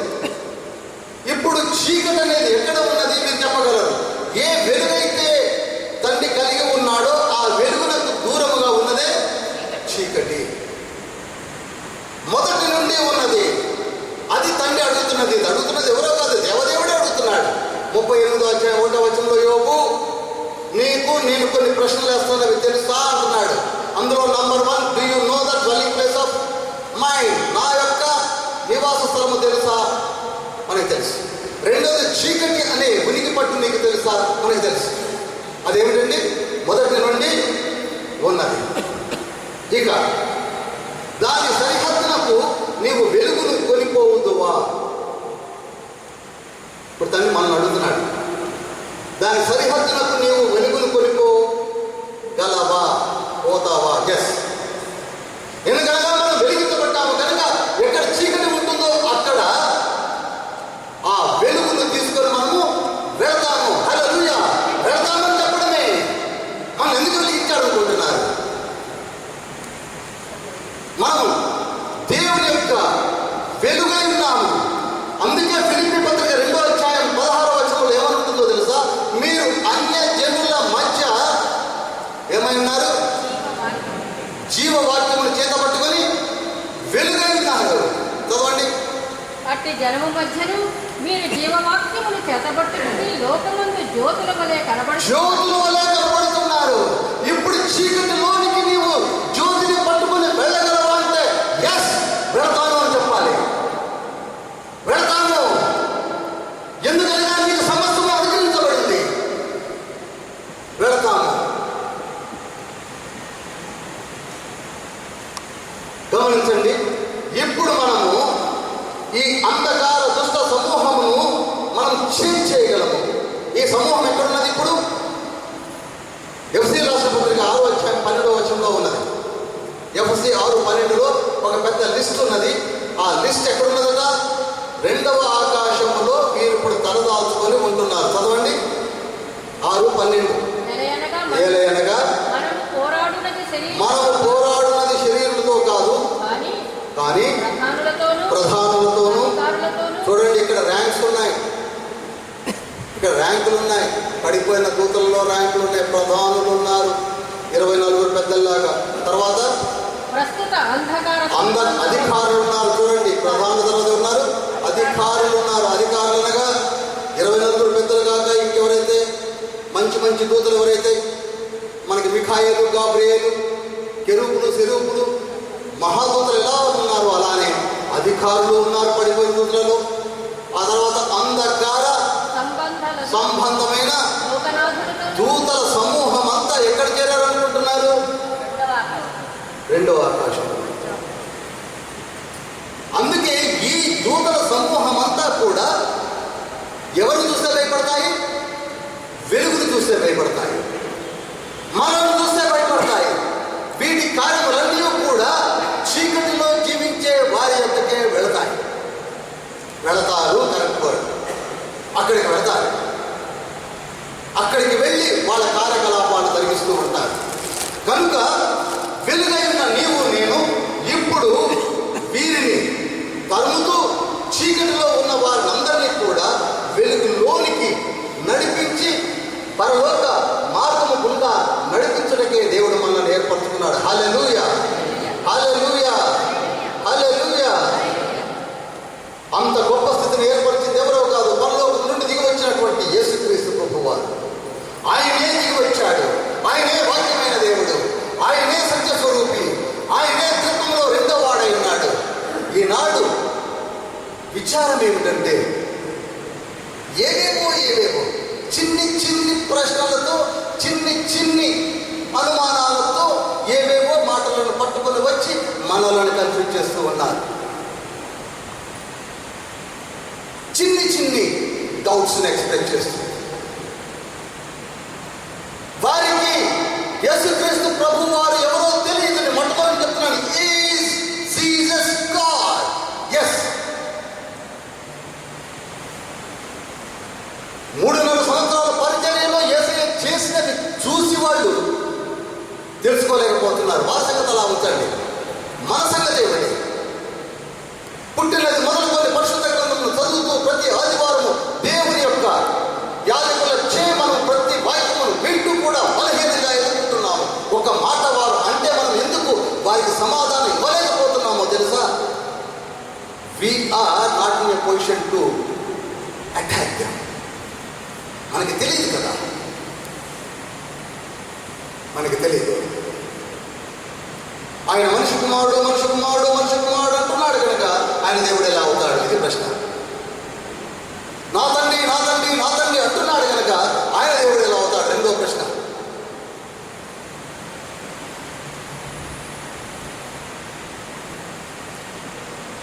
పాత నిబంధన గ్రంథములో 330 ప్రవచనములు వచ్చిన తర్వాత యేసయ్య వచ్చాడు. హల్లెలూయా. 330 prophecies are there. మనిషి కుమారుడు అని ఒక కొత్త నిబంధనలో యేసయ్య మనుషులుగా జన్మించాడు కనుక పలికిన మాటలను వారు పట్టుకున్నారే తప్ప బైబిల్ సరిగ్గా వారేం చదవగలరు? వారికేం తెలుసు? We are having Bible, we are reading the Bible, we know about the Bible. ఎప్పుడు కాసేపు బైబిల్లో 4-3 మాటలు తీసుకొని వచ్చి నిలబడితే వాళ్ళకే తెలుస్తుంది. నేను పాత నిబంధన గ్రంథముల్లో యేసయ్యను గురించి చూపించాలా మీకు? ఈ మాటలు వాళ్ళు చెప్పండి.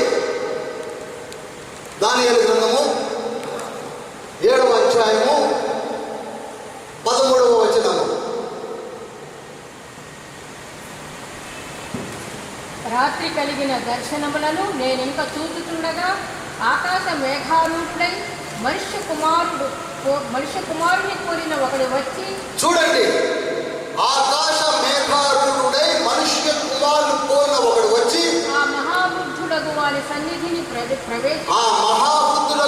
సమీపించి ప్రవేశించి ఆయన సముఖములకు తేబడను. చదవండి. సకల జనులను, రాష్ట్రములను, ఆయా భాషలు మాట్లాడువారును ఆయనను సేవించినట్లు ప్రభుత్వమును, మహిమయు, ఆధిపత్యమును ఆయనకి ఇయ్యబడెను. ఆయన ప్రభుత్వము శాశ్వతమైనది, అదెన్నటికీ తొలగిపోదు. ఆయన రాజ్యము ఎప్పుడునూ లయము కాదు. గమనించండి, తండ్రి అయిన దేవుని ఎందుకు వచ్చింది ఎవరు? మనుషు కుమారుడు. మనుషు కుమారుడుగా ఎవరండి? Lord Jesus. ఆయన వచ్చి ఆ మహామంతులకు వారి సన్నిధిని ప్రవేశించి ఆయన సముఖంలోకి తేబడను. సకల జనులు ప్రపంచంలో ఉన్నటువంటి ప్రతి జనము, రాష్ట్రములు, ఆయా భాషలు మాట్లాడువారు ఆయనను సేవించినట్లు ప్రభుత్వమును మహిమయు ఆధిపత్యమును ఆయనకి ఇయ్యబడను. ఎవరికి ఇయ్యబడను? కుమారునికి. ఇది ఎప్పుడు జరుగుతాయి కదా, ఎంత స్పష్టంగా ఉన్నది. అందుకే యేసుక్రీస్తు ప్రభువారు మత్తయి సువార్త 28వ అధ్యాయం 18-19 వచనాల్లో పరలోకమందును భూలోకమందును సమస్త లోకములందును అధికారము నాకు ఇవ్వబడెను. I have been empowered.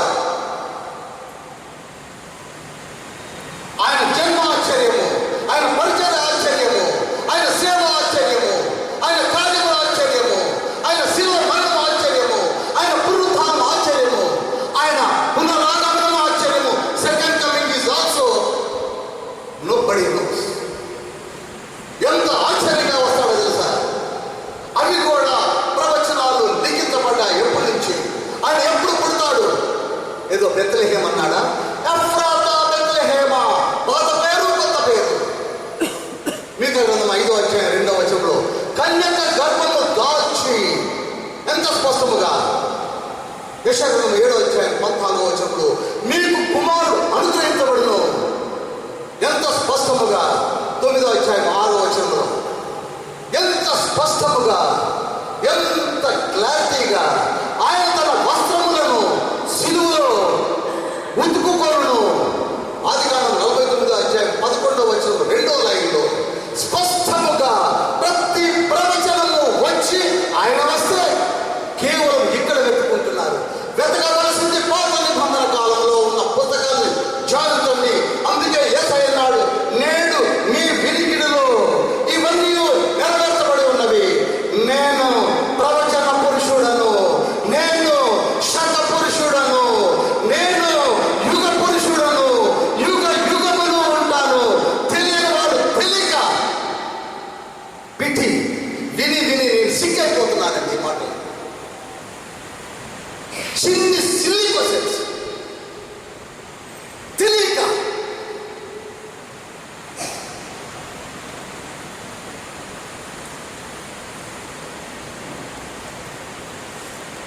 యోహాను సువార్త 3వ అధ్యాయం 1వ వచనం. యూదుల అధికారి అయిన నికోదేమును పరిసయ్యులకు ఉండెను. అతడు రాత్రియందు ఆయన యొద్దకు వచ్చి, బోధకుడా, నీవు దేవుని యొద్ద నుండి వచ్చిన బోధకుడు అని మేము ఎరుగుదుము. దేవుడు అతనికి తోడై ఉంటేనే గాని నీవు చేయుతున్న సూచక క్రియలను ఎవడనూ చేయలేడని ఆయనతో చెప్పాడు. అందుకు సన్హెద్రిన్లో మెంబరు, ఒక పెద్ద అయినటువంటి నికోదేము యేసుక్రీస్తు ప్రభువారి దగ్గరికి వచ్చాడు. దేవుడు నీకు తోడై ఉంటేనే కానీ ఈ సూచన క్రియలను ఎవరూ చెయ్యలేరు. దేవుడు నీకు తోడై ఉంటేనే కానీ. యెషయా గ్రంథం 7:14 2వ లైన్లో ఎవరున్నదండి? అతనికి ఇమ్మానుయేలు అని పేరు. ఇమ్మానుయేలు అనగా దేవుడు మనకు తోడై ఉన్నను. దేవుడు మనకు తోడు, దేవుడు యేసయ్యకు తోడు. మనదందరినీ కూడా ఒక ట్రాక్లో నడిపించడానికి వచ్చినటువంటి మహా దేవుని యొక్క ప్రతిరూపం ఎవరు అనుకుంటున్నారు? యేసయ్య. అందుకే చిన్నగా వచ్చాడు నికోదేము. ఎందుకో తెలుసా? మొట్టమొదటిగా కానా అనే ఊరిలో, కానా అనే ప్రదేశము గలిలీ ప్రాంతంలో ఉన్నది. కపెర్నహూముకి దగ్గరలో ఉన్నటువంటి పట్టణం. చాలా మంది కానాని యెరూషలేము అని కూడా చెప్పిన వాళ్ళు నేను విచారపడుతున్నాను. Cana is the nearest place to Capernaum. It is in Galilee. అక్కడ మరియ తల్లి యేసయ్యతో మొట్టమొదటిగా పలికినటువంటి మాట ఏమిటనగా, కుమారుడా, ఇక్కడ ద్రాక్షారసం అయిపోయినది, చూసుకోమన్నది. అని తిరిగి కూడా చూడకుండా వెళ్ళిపోతున్నప్పుడు, అమ్మా నాతో నీకేం పని, నా సమయం ఇంకా నువ్వు రాలేదు అని యేసయ్య 4వ వచనంలో ఒక మాట అంటాడు. అనగా నేను వచ్చింది ద్రాక్షారసాన్ని చేయడానికే కానీ ఇది కాదు అని చెప్పాడు. అయినను అక్కడ యూదుల మతాచార ప్రకారంగా, సాంప్రదాయ ప్రకారంగా 6 రాతి బాణలు ఉన్నవి. 6 రాతి బాణలలో నీళ్లు నింపుడని మరియమ్మ ఎవరు చెప్పింది? శిష్యులు చెప్పింది. నీళ్లు నింపారు. నీళ్లను ద్రాక్షారసముగా మార్చాడు యేసయ్య. హల్లెలూయా. ఏమండి, యోహాను సువార్తలో 7 సూచన క్రియలు ఉన్నాయి. 7లో మొట్టమొదటిది, ఏ మానవ మాతృడు నీళ్లను ద్రాక్షారసముగా మార్చుట జరగలే. చూడండి, జరిగించాడు యేసయ్య. అందరూ ఆశ్చర్యపోయారు. ఫస్ట్ మిరాకిల్ ఏంటది? నీళ్లను ద్రాక్షారసంగా మార్చాడు. రెండవ సూచన ఏమిటనగా, ఒక అధికారి యేసయ్య దగ్గరికి గబగబా వచ్చి, నా కుమారుడు రోగిగ్రస్తుడై ఉన్నాడు, నీవు మా కుమారుని బాగు చేయాలి అన్నప్పుడు నీవు తిరిగి వెళ్ళు, నీ కుమారుడు స్వస్థపడతాడని యేసయ్య చెప్పాడు. ఇదొక అద్భుతం. ఏమిటనగా, కుమారుని యేసయ్య చూడలేదు, కుమారుని ముట్టుకోలేదు, కుమారుని చేయబట్టి లేపలేదు, కుమారుని చూడలేదు. కానీ మాట మాత్రమే సెలవిచ్చాడు. తిరిగి వెళుతున్నప్పుడు తన సేవకులు కనపడి, రోగము వదిలిపోయింది, స్వస్థ చిత్తుడయ్యాడు అన్నప్పుడు సమయం ఎంత అంటే 1 గంట అని చెప్పడము, ఈయన ఆశ్చర్యపడము జరిగింది. 4వ అధ్యాయంలో ఉన్నది. ఇక 3వ సూచనకి ఏమిటనగా, అంశం తర్వాత చెప్తాను. తిన్నగా ముసలివాని దగ్గరికే వెళ్ళాడు. గమనించండి, క్రిస్మస్ పండుగకి మనము మళ్ళీ ఇట్ ఇస్ ఫాస్ట్ అప్రోచ్. సరిగ్గా ఇంకొక నెల ఉంది. మన చర్చి ప్రాంగణం ఎలా ఉంటుందో మనందరికీ తెలుసు. అదేవిధంగా పస్కా పండుగకు యూదులందరూ, అన్య దేశములలో నుండి యూదులందరూ బిలబిలమంటూ ఫ్యామిలీస్తో సహా వచ్చి గొప్ప పండుగను ఆచరిస్తూ ఉన్నారు. అందరూ చూస్తున్నారు. ఆ పడిపోయిన ముసలివాడిని 38 సంవత్సరాల నుంచి చూస్తూనే ఉన్నారు, కానీ ఎవరూ పట్టించుకోలేదు. గమనించండి, మనం కూడా వస్తుంటాం పోతుంటాం, కానీ అక్కడ పడిపోయి ఉన్నటువంటి ఆ గేట్ దగ్గర ఎప్పుడు మనం పట్టించుకోం. Same situation. తిన్నగా యేసయ్య అక్కడికే వెళ్ళాడు. అతనే పలకరిస్తున్నాడు, నీవు స్వస్థత పడగోరుతున్నావా అన్నప్పుడు అసలు స్వస్థతనే అస్టానిష్ అయి ఉంటాడు. ఇంతవరకు ఆ మాట అడిగిన వాళ్ళే లేదు. ఇంకొక ఆశ్చర్యం ఏమిటనగా, నీవు లేచి నీ పరిపెట్టుకొని వెళ్ళు. 38 సంవత్సరాలు కూలిపోయినటువంటి వ్యక్తి లేవడం ఏమిటి, పరిపెత్తుకోవడం ఏంటి, వెళ్ళడం ఏమిటి? అందరూ ఆశ్చర్యపోతున్నారు. అందరూ ఆశ్చర్యపోయారు. ఒక గొప్ప అద్భుతము చూడండి. 3వ గొప్ప అద్భుతము. ఇక 6వ అధ్యాయం 4వ వచనంలో మరి ఒక పస్కా పండుగ సమయంలో యేసయ్య ఉన్నాడు. అనగా ఇప్పుడు యేసయ్య వయసు ఎంతండి?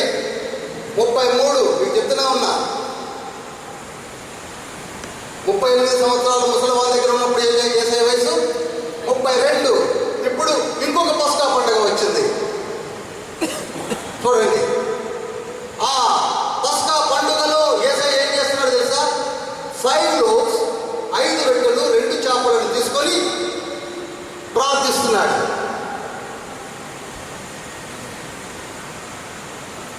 కృతజ్ఞతాస్తుతులు చెల్లించి విరిచి 5,000 మందికి పంచాడు. మనం అనేక మార్లు ధ్యానించాం. నిజముగా 5 రొట్టెలు 2 చేపలు 5,000 మందికి, కేవలం పురుషులు పిల్లలు స్త్రీలు కాగానే అక్కడ ఉన్నది. ఇంకొక మాట ఏమిటో తెలుసా? సమృద్ధిగా.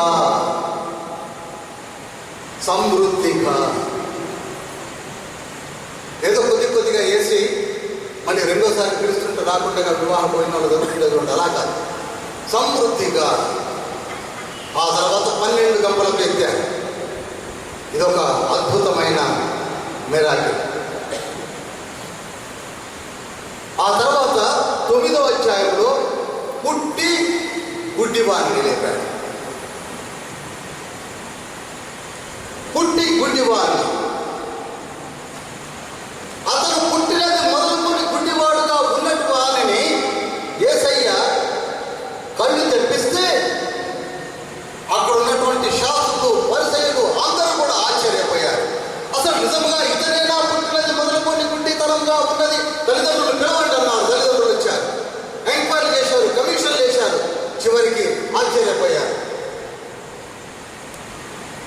చివరికి ఆశ్చర్యపోయారు. ఆ తర్వాత 11వ అధ్యాయంలోని బేతనీలో ఉన్నటువంటి లాజరును, చనిపోయిన లాజరును 4 దినముల తర్వాత, గమనించండి ఎంత ఆశ్చర్యం, చనిపోయిన లాజరుని 4 దినముల తర్వాత సమాధిలో నుండి బయటకు రప్పించి అందరినీ కూడా ఆశ్చర్యచకితులు చేశాడు తండ్రి.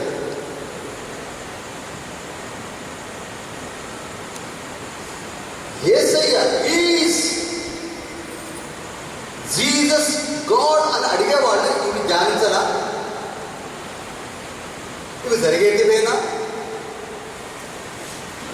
ఇవి తెలుసుకోరా? మానవ నైజము తెలియని వాటిని తెలుసుకోవాలన్న తత్వము కలిగినటువంటి వారమే ఎందుకు తెలుసుకోలేకపోతున్నాము? ఇక చివరి సూచన క్రియ ఏమిటనగా, ఈ పేతురుతో పాటుగా 6 శిష్యులు, మొత్తం 7 కలిసి తిబెరి సముద్రంలో చేపలు పట్టుతున్నప్పుడు వారికి రాత్రంతా శ్రమపడిన చేపలు పడలేదు. యేసయ్య మధ్యన నిలిచి కుడివైపున వల వేయమన్నప్పుడు వారు తెల్లవారుజామున వల వేసి లాగలేనంత విస్తారమైన చేపలు పడెను అని లేఖనము స్పష్టంగా చెప్తూ ఉన్నది. గమనించండి, 7 సూచన క్రియలు చేశాడు.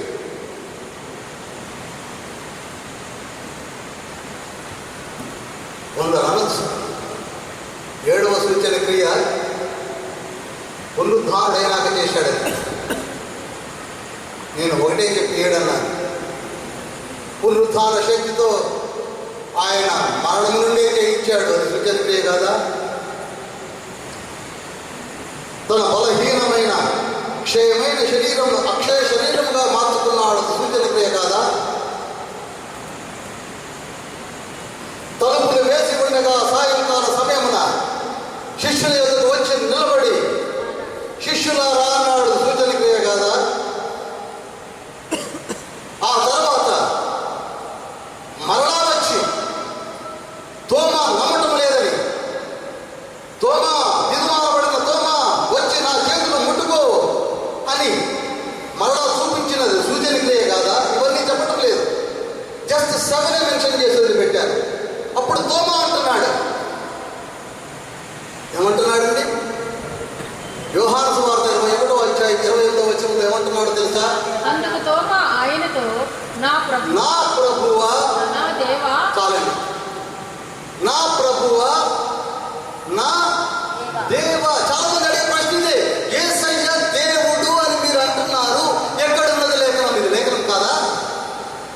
కొన్ని 100 చూపిస్తాను నేను, ఇది లేఖనం కాదా? నా ప్రభువా, హూ ఈజ్ ప్రభువు, హూ ఈజ్ దేవా, అర్థం చేసుకోలేకపోతున్నారా? లేఖనం కాదా? నా ప్రభువా, నా దేవా అని ఎవరు అంటున్నారు?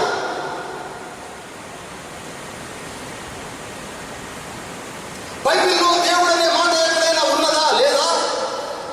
అపోస్తలుల కార్యములు 20వ అధ్యాయం 28వ వచనం, తీతుకు రాసిన పత్రిక 3వ అధ్యాయం 13వ వచనంలో లేదా?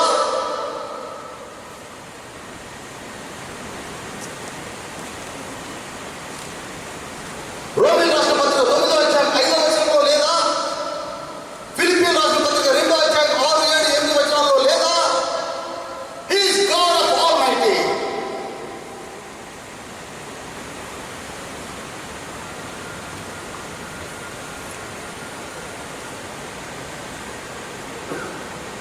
ఇప్పుడు యేసుక్రీస్తు ప్రభువారు 3.5 సంవత్సరాలు సేవ చేశాను అని ఒక ప్రశ్న చాలా మంది అడుగుతూ ఉంటారు. ఏ విధంగా మనం క్యాలిక్యులేషన్ చేయవచ్చు?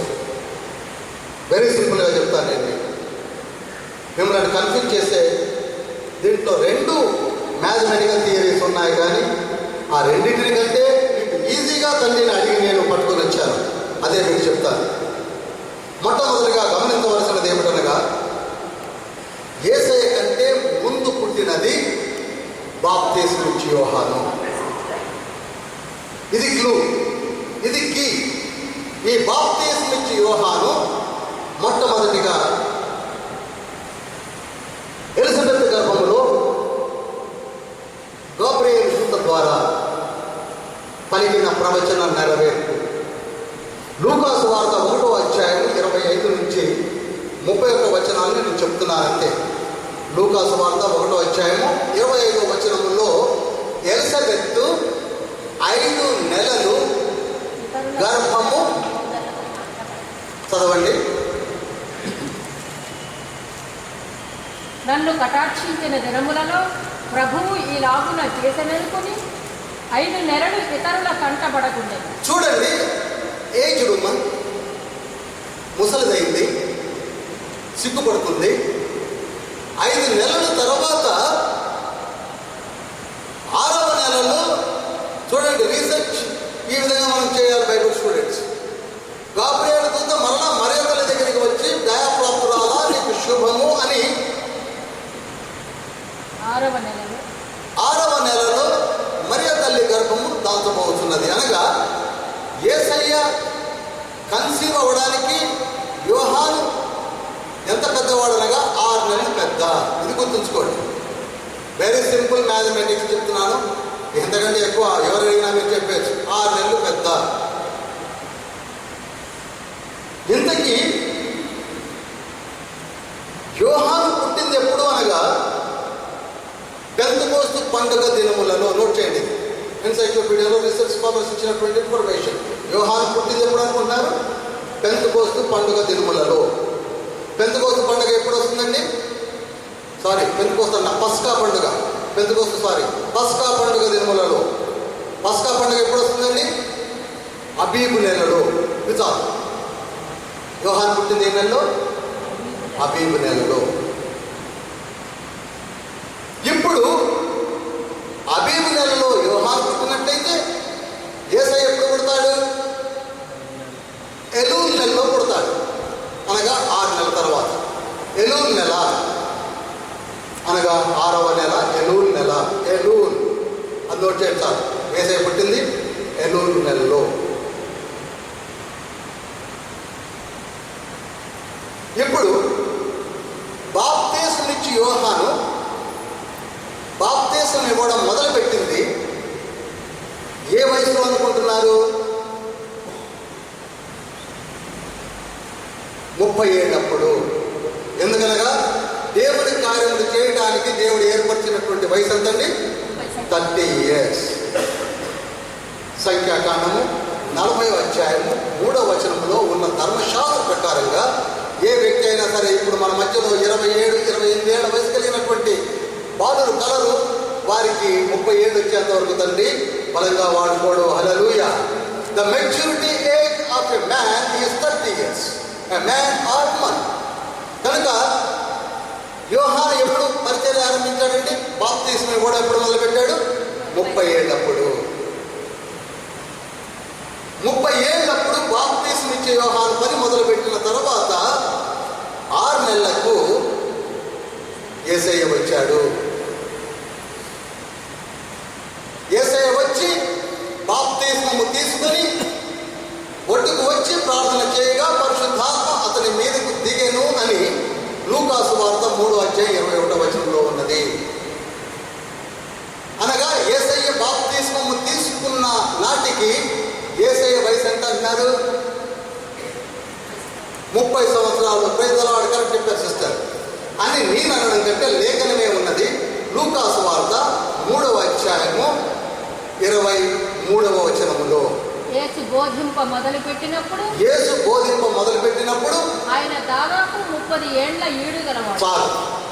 ఎగ్జాక్ట్లీ 30 years అప్పుడు బోధించడం మొదలుపెట్టాడు. 30 ఏళ్ళు వచ్చాయి అనగా యేసయ్య డేట్ ఆఫ్ బర్త్ సరిగ్గా బాప్తీసము తీసుకున్న నాటికి ఆయన డేట్ ఆఫ్ బర్త్ అనేది 30 ఏళ్ళు అనగా ఎలూల్ నెల. మనం చేసే డిసెంబర్ పండుగ కరెక్టా అని చాలా మంది అడుగుతారే. 2 నెలలు తప్పాము. 2 నెలలు తప్పాము. లేదండి మీరు చెప్పే లెక్కే తప్పంటే నేను ఇంకా ముందుకు పోయినప్పుడు చెప్తాను. యేసయ్య పుట్టింది ఎప్పుడు? ఎల్లూరు నెలలో. ఎల్లూరు నెల అనగా ఆగస్టు సెప్టెంబర్ నెలల్లో ఉంటుంది. అది మీకు నేను ఏమి కాలంలోనే చెప్పాను, గుర్తుందో లేదో మరి ఒక్కసారి ఎప్పుడన్నా ధ్యానించండి. యేసయ్య పుట్టింది ఎప్పుడండి?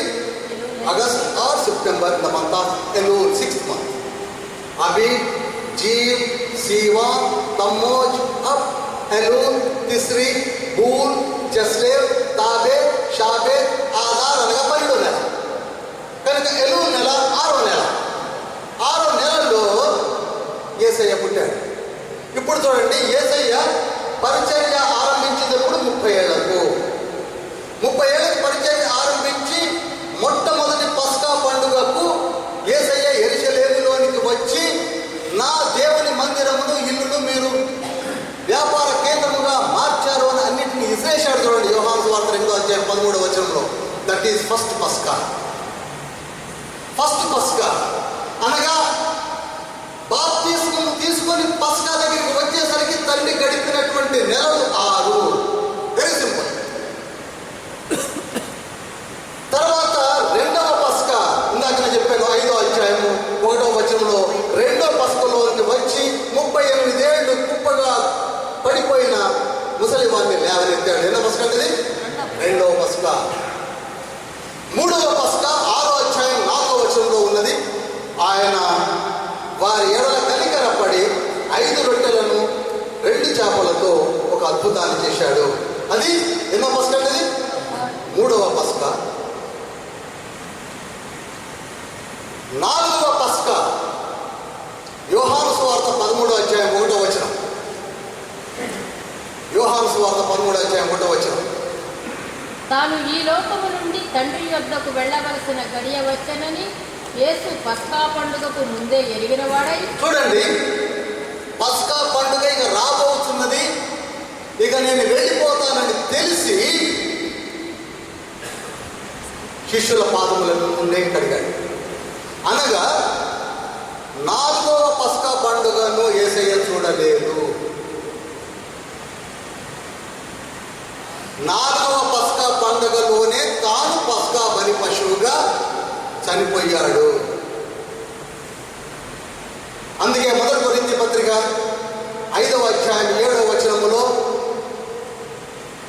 యేసుక్రీస్తు ప్రభువు మన కొరకు పస్కా బలి పశువాయను అని స్పష్టంగా ఉన్నది.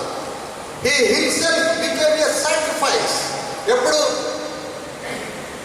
పస్కా పండుగ నాడు. అనగా యేసయ్య 3 సంవత్సరాలు 4 పస్కాల్లో ఉన్నాడు. 4వ పస్కాలో లేడు. కనుక ఈ 3 సంవత్సరాలు ప్లస్ 6 నెలలు కలిపి 3.5 సంవత్సరాల పరిచర్యను జరిగించాడు. హల్లెలూయా. సరే, చాలా మంది అనొచ్చు, ఏమండి డిసెంబరే కరెక్ట్ అని. ఒకవేళ అంటే ఎందుకు తప్పాము, ఎలా తప్పాము అనేది ఇప్పుడు నేను దానిని పట్టుకోవడానికి వీలు లేదు. చక్కగా జరిగిస్తున్నాం, ప్రభు రక్షకుడు పుట్టాడని జరిగిస్తున్నాం, దాని తప్పని కాదు. చూడండి, పస్కా నెల లేక పస్కా పండుగ మార్చ్ ఏప్రిల్ నెలలో వస్తుంది. ఇప్పటికీ అలానే వస్తుంది. దట్ ఈస్ ఆర్ నిస్సాన్ అనే నెలలో వస్తుంది. కనుక మనము కూడా మార్చ్ ఏప్రిల్ నెలలో గుడ్ ఫ్రైడే జరిగిస్తున్నాము. అందులో ఏమాత్రం అనుమానం లేదు కదండి, జరిగిస్తున్నాము. ఇప్పుడు పస్కా పండుగ లేక మార్చ్ ఏప్రిల్కి 6 నెలలు వెనక్కి వెళ్ళండి. 6 నెలలు వెనక్కి వెళ్ళండి. వెళితే యేసయ్య పుట్టిన దినం రావాలి. 6 నెలలు వెనక్కి వెళ్ళాలంటే అదే ఎల్లూరు నెల వస్తుంది, ఆగస్ట్ ఆర్ సెప్టెంబర్ నెల. కనుక ఏ రకంగా క్యాలిక్యులేషన్ చేసుకున్నప్పటికీ యేసుక్రీస్తు ప్రభువు వారు పుట్టింది. అందుకే కొందరు బయలుదేరారు రీసెర్చ్ స్కాలర్స్ ఒకటి పట్టుకొని. అంత మాత్రమే కాక ఏమంటున్నారో తెలుసా, అసలు మీరు పండగలే చేయడానికి వీలేదు అన్నారు. ఇప్పుడు కొత్త బోధ ధర్మశాస్త్రం స్పష్టంగా చెబుతున్నది. ద్వితీయోపదేశకాండము 16వ అధ్యాయం 16వ వచనంలో, మీరు పండుగలను జరిగిస్తూ 7కి 3 మార్లు మీరు వడ్డీ చేతులతో రాక నా దేవాలయమునకు మీరు సమృద్ధిగా తీసుకొని రండి. ఎంతో స్పష్టంగా ఉన్నది.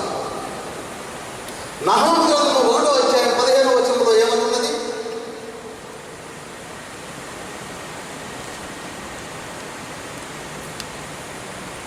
యూదా నీ పండుగలను ఆచరించు. యూదా నీ పండుగలను ఆచరించు. చూడండి, నీ పండుగలను ఆచరించును. నీ పండుగలను ఆచరించు. యెషయా గ్రంథం 29వ అధ్యాయం 1వ వచనంలో కూడా ఉన్నది.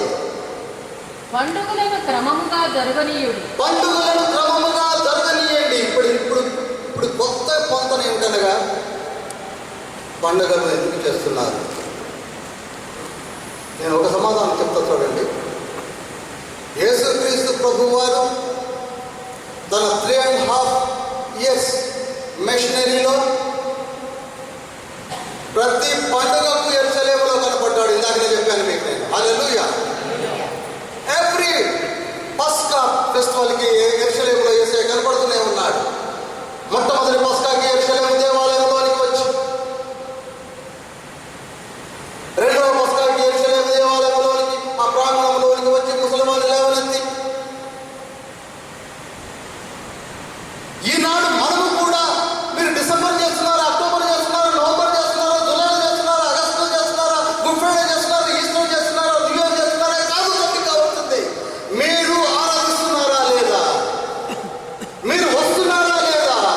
పరిశుద్ధ దేవాలయంలోనికి మీరు వచ్చుటకు కొన్ని దినములను దేవుడు ఏర్పాటు చేశాడు. ఎందుకనగా రండి, సంతోషముగా రండి, సంవత్సరంలో ముమ్మారు రండి.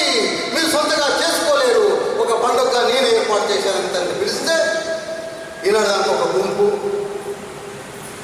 చేసుకోవడానికి వీలు లేదు.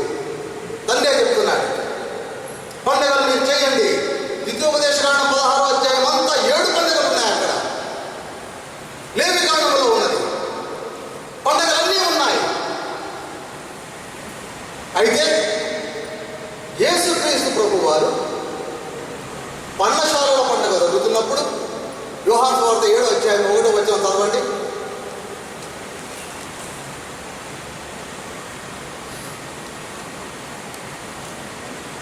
యోహాను సువార్త 7వ అధ్యాయం 1వ వచనం.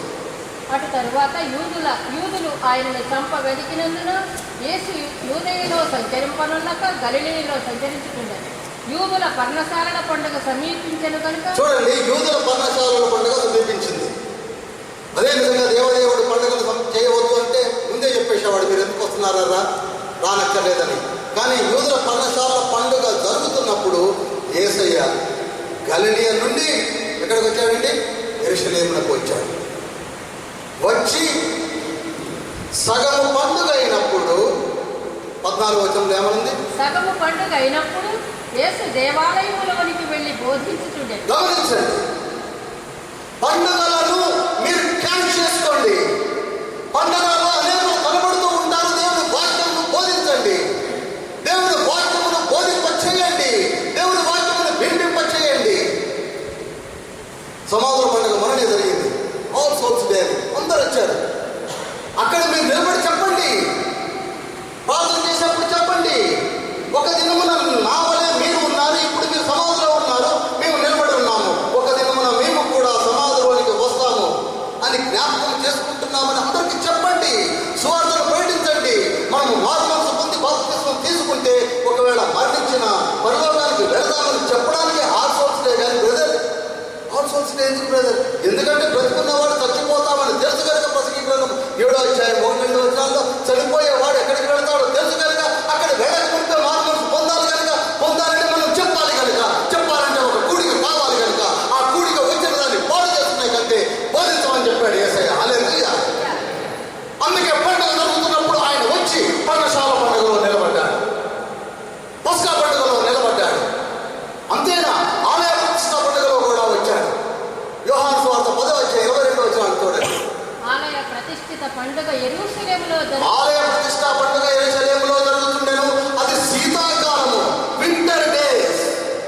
అయినను వచ్చాడు, వచ్చి మళ్ళా బోధిస్తూనే ఉన్నాడు. చూడండి, ఆలయ ప్రతిష్ఠా పండుగను కూడా తండ్రి వచ్చాడు, ప్రకటిస్తున్నాడు. అప్పుడే అంటున్నారు శాస్త్రులు, పరిసయ్యులు, సోకాల్డ్ స్కాలర్స్ అంటున్నారు, నీవెవరు, నువ్వు క్రీస్తు అయితే మాతో సంకోచం లేకుండా చెప్పు అని అడగ దాన్ని చెప్పడం కూడా మొదలుపెట్టాడు. కనుక పండుగలు దేవదేవుడు మానవాళి కొరకు ఎందుకు ఏర్పాటు చేశాడనగా, మన కష్టములలో నుండి ఒక వినూత్నమైన దినముగా ఏర్పరచుకొని ఆ దినమున నీ కుటుంబం అంతా కలిసి అక్కడికి వచ్చి ప్రభు సన్నిధానంలో గడుపుట కొరకు దేవుడు ఏర్పాటు చేసిన ఫెస్టివల్. ఈనాడు దౌర్భాగ్య స్థితి ఏమిటనగా పండుగలు వద్దు, అసలు ఒకటేమిటి అన్నీ వద్దు అంటారు. అన్నీ వద్దు, రోజుకు లైన్ కట్టి చివరికి సిక్కైపోతున్నాం. అలా బయలుదేరుతున్నారు. ఏ మాట మాట్లాడితే పొరపాటు నోరు మూసుకొని కూర్చుంటున్నారు పాపం. అందుకే దేవుడు వచ్చి ప్రభువుగా ఆయన చేసిన కార్యాలను మన ముందు ఉంచి చూపిస్తూ ఉన్నాడు. మీరు పండుగలను చక్కగా జరగనివ్వండి, మీరందరూ పిల్లాపాపలతో నా యొద్దకు రండి, నేను మిమ్మల్ని ఆశీర్వదిస్తాను, నేను మీకు రక్షణనిచ్చి వెలుగులో నడిపిస్తాను. కనుక ప్రియ దేవుడి సంగమా, ఈనాడు ప్రభు మనతో యోహాను సువార్త ద్వారా మాట్లాడినది ఏమిటనగా, మీరు చీకటిని పారద్రోలుడ కొరకు ఏర్పరచుకున్న నా వెలుగు దివ్వలై ఉన్నాయి. ఈ వెలుగు దివ్యలు వెలిగించి అనేకులను రక్షించాలని తండ్రి ఏర్పరచుకున్నాడు. ఈ దినంలో రక్షించబడిన మనమందరము కూడా ఈ మాటలలో ఉన్న గొప్ప సత్యమును ఎరగాలని తండ్రి మనతో మాట్లాడుతున్నాడు. అనాది కాలంలోనే దేవుడు తన ప్రణాళికను సిద్ధపరిచాడు. ఆ దేవదేవుడే 7 సూచన క్రియలను చేసి ఆశ్చర్య చకితులను చేస్తే ఈనాటికి మనము వాటిని అలవోకగా చదువుతూ వాటిలో ఉన్న విశిష్టతను మనం గమనించలేకపోతున్నాము. He is not an ordinary man. He is none other than God. He is most incarnation of high God. His name is Lord Jesus.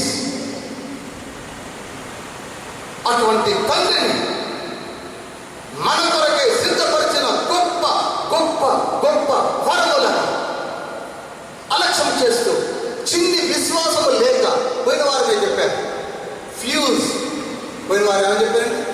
Fuse అని చెప్పాను. అనగా మనకు ఒక చిన్న కాపర్ వైర్ లాంటి విశ్వాసమే ఉంటే you will become a fuse. అంత చిన్న కాపర్ వైర్ లాంటి ఫ్యూజ్ లేక ఈనాడు we are not getting the power from the heaven to our house. అందుకే తండ్రి ఈనాడు మనతో మాట్లాడుతున్నాడు, నీవు నా చే వెలిగించబడిన ఒక దివ్యము. అందుకే యెషయా గ్రంథం 4వ అధ్యాయం 2వ వచనంలో అక్కడ 2 వ్యక్తులు దేవుని యొక్క సంఘమును ఏ విధంగా నూనెతో వారు అభిషేకిస్తూ బలపరుస్తూ ఉన్నారో సూచిస్తూ ఉన్నాడు. ఈనాడు అదే విధంగా నీవు నేను దేవుని కార్యార్థమై నిలబడాలి. We are not ordinary people. We are chosen people. We are chosen people. నువ్వు నేను కారణజన్ములమై ఉన్నాము. అందుకే తండ్రి వాడుకోవడానికి సిద్ధంగా ఉన్నాడు.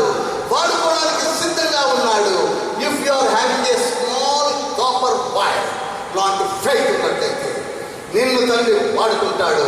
మనలో ఆయన కార్యములు జరిగించడానికి సిద్ధంగా ఉన్నాడు.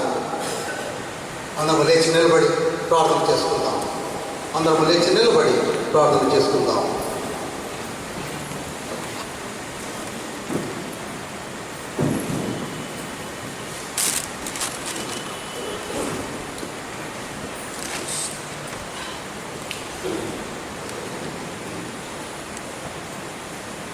మనమందరం త్రిత్వమైన దేవుని ఎదుట ఉన్నాం. ఈ త్రిత్వమును గూర్చి స్టీఫెన్ మనతో చక్కగా వివరించి మాట్లాడు. నేను ఆత్మపూర్ణుడనై దేవుణ్ణి చూస్తున్నాను. దేవుని కుడి పార్శ్వమున 2 చేతులు చాచి నా వైపే చూస్తున్న యేసయ్యను చూస్తున్నాను అన్నాడు. Same situation today we are having. ఇదిగో మన పైన తండ్రి మనల్ని చూస్తూ ఉన్నాడు.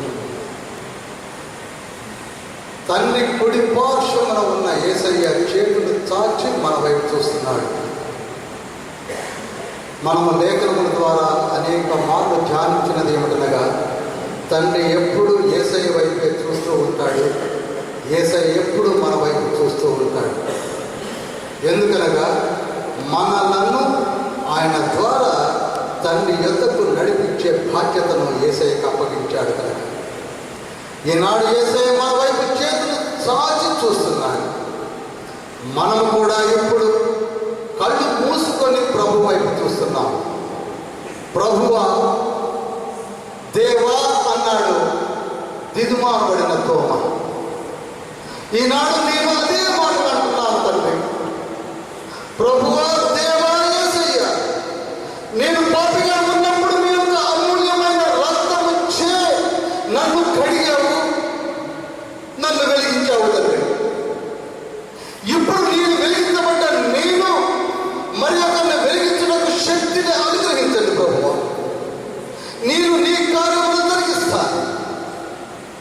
నేను వెలిగించబడ్డాను, సందేహపడు వారిని వెలిగిస్తాను తండ్రి అని ప్రార్థన చేయాలి. మన ప్రార్థన ఈ విధంగా ఉండాలి. నేను రక్షించబడ్డాను, నా కుటుంబం రక్షించబడాలి ప్రభువా.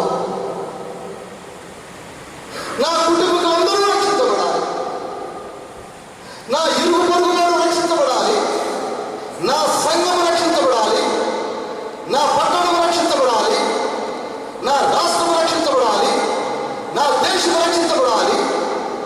నేను వెలుగును వెలిగిస్తూ చీకటిని పారద్రోలుతాను యేసయ్య. ఎందుకనగా వెలుగు యొక్క ద్వారము నాకు తెలుసు, వెలుగు యొక్క ఉనికి పట్టు నాకు తెలుసు, చీకటి శక్తులు ఉంటూ స్థలము నాకు తెలుసు. మీరు నన్ను వెలిగించారు. ఆ వెలుగు పట్టుకొని నేను చీకటి శక్తులను, చీకటిలో ఉన్న వారిని వెలుగులోనికి నడిపించదనని మీతో మాట్లాడుతున్నాను యేసయ్య.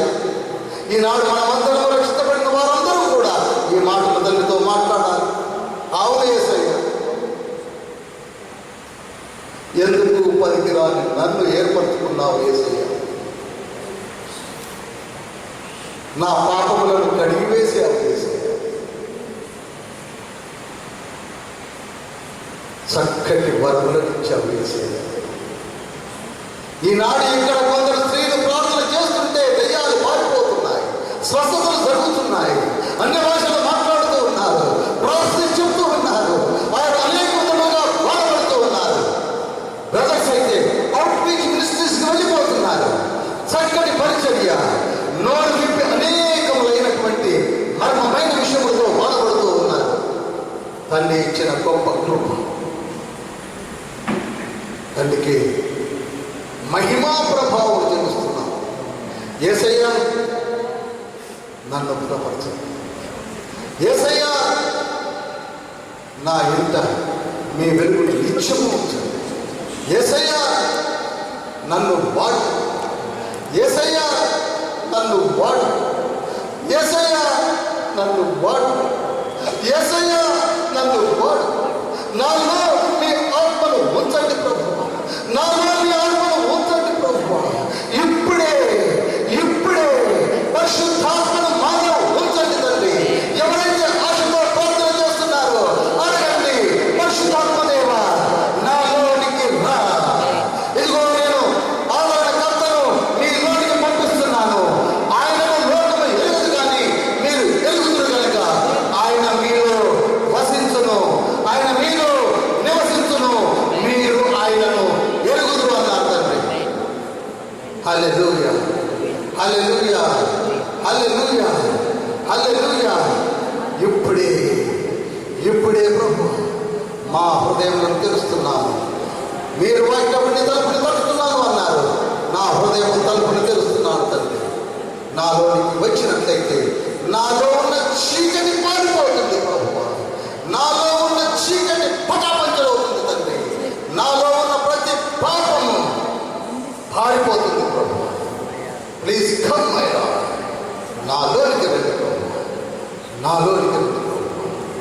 మాలోనికి ఈ సెంట్ ఆండ్ చర్చిలో 300 మందిని లేవలేదు ప్రభువా. రాబో దినములలో గొప్ప పరిచర్యలు ప్రభువా. కొత్తగూడెం చుట్టుపక్కల ప్రాంతం అంతే కాక ఖమ్మం జిల్లాలో, ఆంధ్రప్రదేశ్లో జరిగిందండి తండ్రి. అందుకు సిద్ధముగా ఉన్నటువంటి బిడ్డలు ఇదిగో మేమే ప్రభువా.